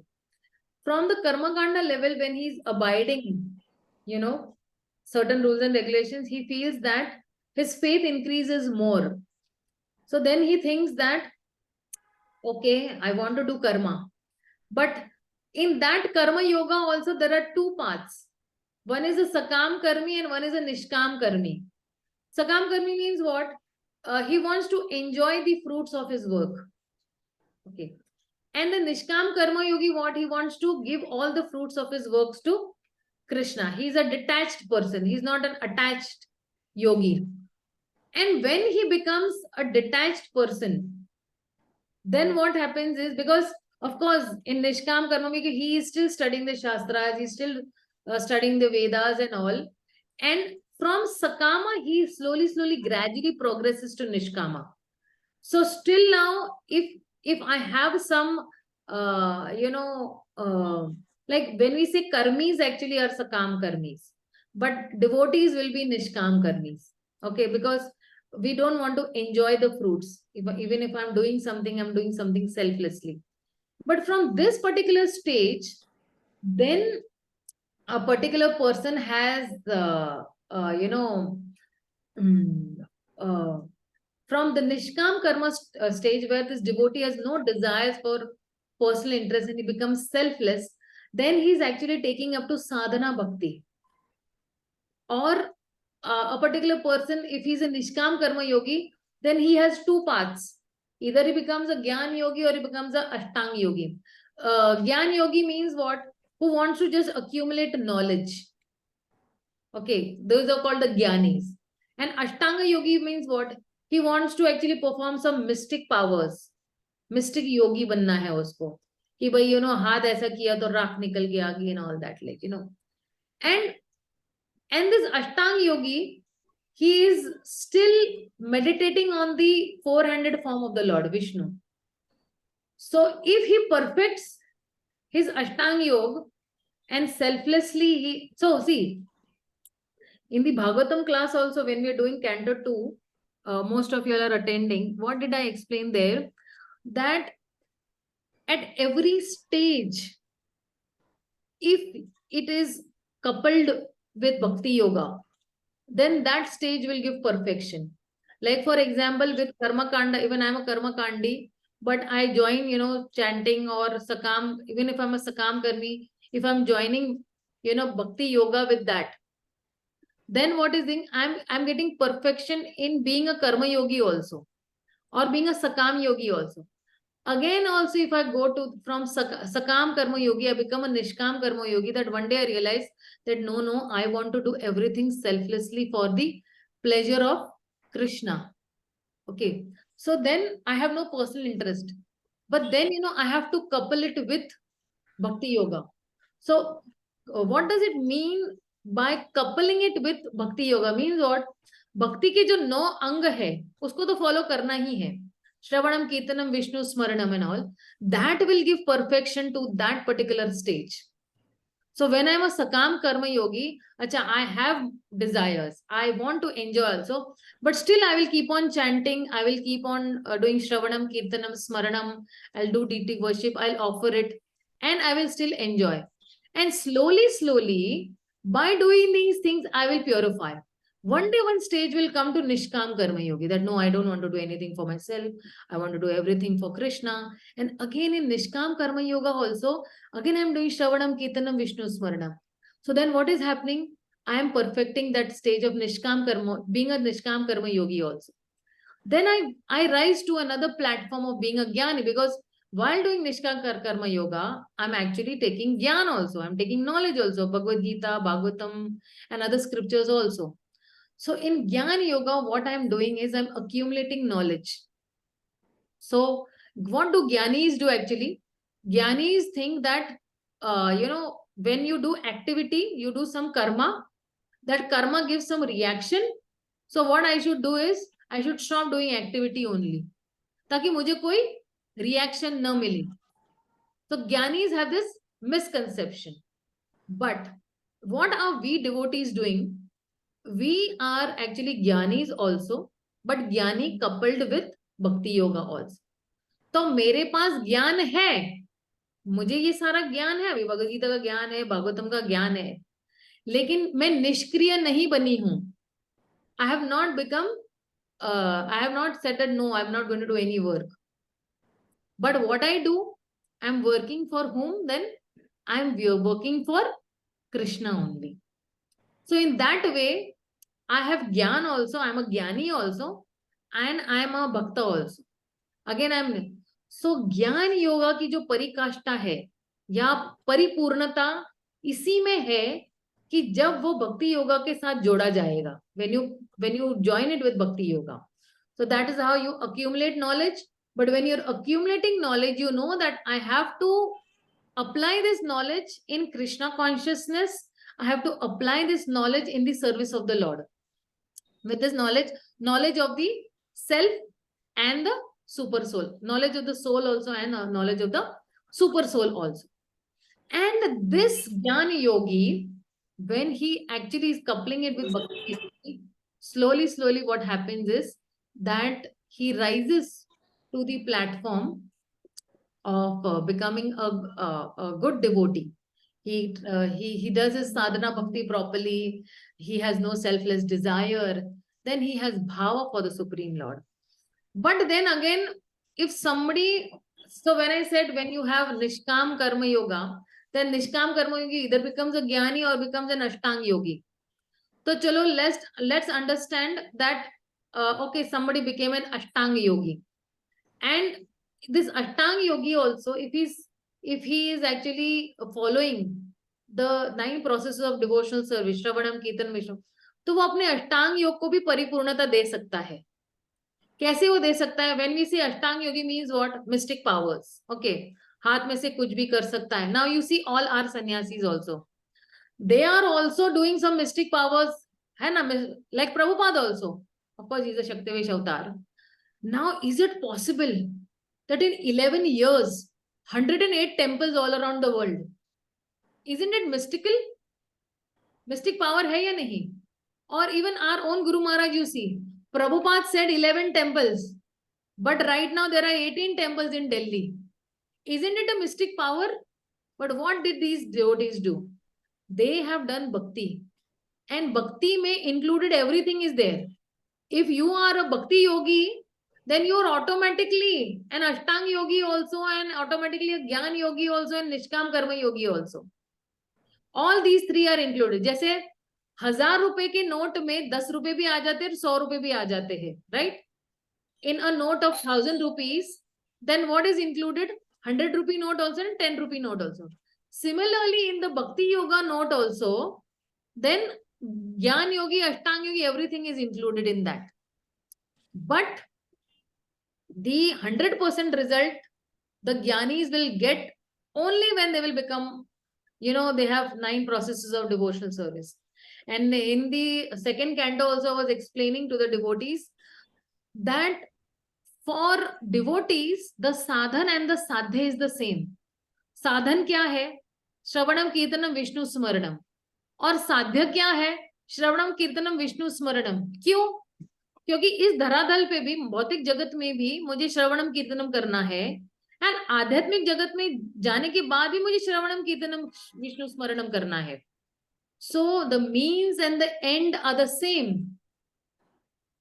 For me, the means and the ends, for a bhakti yogi, the means, the sadhan and the sadhya, both are the same. So that is why the bhakti yogi is the highest, bhakti yoga is the highest, epitome, peak of all the other yoga. It is the master of all the other yogas. So when I say in the progressive ladder, when I say, okay, from an animal life to karma kanda to sakam to nishkam to then bhava bhakti and to prema bhakti, and in an extended yoga ladder, then I have, Gyan yoga and Ashtanga yoga added. But the express elevator, imagine, from an animal life, I was living an animal life, but by the mercy of the association of devotees, somehow I came in the association of devotees, Then what I do, that association of devotees gets me to Bhajana Kriya. From Bhajana Kriya, what I'm doing is, I am going to that surrender level slowly, slowly with Anartha Nivritti. And then I take up to Sadhana Bhakti. From Sadhana Bhakti, straight I go to Bhava Bhakti. But from Sadhana Bhakti, when I reach to Bhava Bhakti, what I am not going through, I don't need to go through Sakam Yoga and Nishkam Yoga and Jnana Yoga and Ashtanga Yoga. Straight I am reaching to Bhava Bhakti. And straight to Prema Bhakti also. From Bhava Bhakti to Prema Bhakti. Now that is why we called it as an express elevator of Bhakti Yoga. Straight, so I don't have to go through all those other stages of Nishkam, Sakam, Gyan Yoga, Ashtanga Yoga. Harsh Prabhu, does that help you out? Yes, Mataji, very, very beautifully explained by you. I'm very thankful to you, Mataji. Thank you, Prabhuji. It's all Prabhupada's mercy that we are being able to explain. So, there is another question in the chat box where Sushil Prabhu is asking me about text number 40. What is this body made up of? This three elements. What are these three elements in text number 40? So, Prabhuji, these three elements are nothing but actually senses, mind, and intelligence. Body is made up of senses, mind, and intelligence. So these are the three elements. Then Lakshmi Narayan Prabhu has another question. Mataji, is the soul enjoying sense gratification or the body? Yes, the body is enjoying sense gratification. Like if someone eating non-veg, consuming wine, he should be serve wine, non-veg, or whatever, as soul is pure. At least after that, they should not serve him wine, gutka, etc. Though it's irrelevant, I thought to clear this. Prabhuji, I'm not clear about your question. If you are there, you please, tell Mataji, Hare Krishna. I'll be able to explain. Some people, they die after because of consuming more alcohol and all. See, after death also the relatives and friends, they don't leave him, still they serve him. Is that okay actually? Okay, after that, the relatives are serving him non-veg. Yeah, to the 11th day or While doing Pindadan and all that, Shraddha and all. 11th day and anniversary and all. That is not proper. That is not proper, Prabhuji. Your understanding is correct that they should not be actually offered all these things, Prabhuji. They should be offered only, Krishna Prasad or other Prasad. That is very difficult. How usko gati kaise milega fir? How will he be? They say he was very fond of these things. That's the reason we offer. He'll feel happy. Yeah, he was fond of poison, no? So you give him poison, more poison you give him then. So it's not, Prabhuji, it is actually really wrong that, like for example, our Prabhupada liked kachoris. So every time on his disappearance day and, appearance day, what we are doing? We are offering kachoris to the Supreme Lord and we are, giving it to the devotees. So this is something good, right? That he liked kachoris, or somebody likes rasgullas, or somebody liked, some nice item. So yes, you offer it to the Supreme Lord and then you give it to these crows and whoever it is, you can give it. Not a problem. But non-veg is completely, horrible. आप actually उनके और पाप बढ़ा रहे हो उस व्यक्ति के. You as house members should be actually relieving him by giving him Krishna Prasad. But आप और पाप चढ़ा रहे हो उसको by giving all this gutka and all that. Of course, if he becomes a devotee, then all these things are completely, washed out for him, because what he is doing in that body is more important. For example, somebody dies, okay, and he takes another birth. Okay, he takes another birth as a pig, let's understand that. And by mistake, that pig ate Krishna Prasad. Next life of that pig will be, in the human form of body. Now in that human form of body, if he's doing Krishna conscious activities and he's offering, then all this what his relatives are doing for him is nullified. It does not affect him at all. Okay, Prabhu. Any more question anybody has?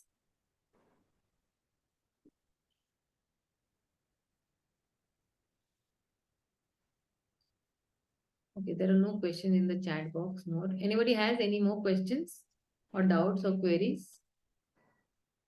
Okay. So dear devotees, thank you so much for your patience listening. From next week onwards, we start with the 4th chapter, But my humble request to everybody is please start writing your question answers as and when we keep on finishing sections and sections, so that it does not pile up at the end of the exam. And aisa nahi hai ki one or 2 days before you are only just writing the answers, and you're just finding out answers from here and there, and then you become confused and you become tensed out. So make it a habit of regularly writing your answers. If you want to go ahead also, you can go ahead also. 4th, 5th, 6th chapter likh ke rakho, because all this is there is a hint given in the book that okay, this particular answer will be in this particular purport or this particular shloka. So pehle se sara homework kar lo, so that it does not become piled up and you don't have tension. And secondly, your OBA is also write it before examination. Abhi bhi OBA likh lena hai to likh lo aap, so that it does not pile up.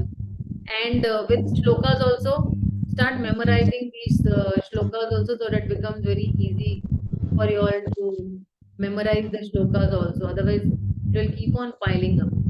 Okay, dear devotees. So, thank you very much. Srila Prabhupada ki jai और भक्त वृंद की जय. हरे Krishna. Hare Krishna, Mataji. Hare Krishna.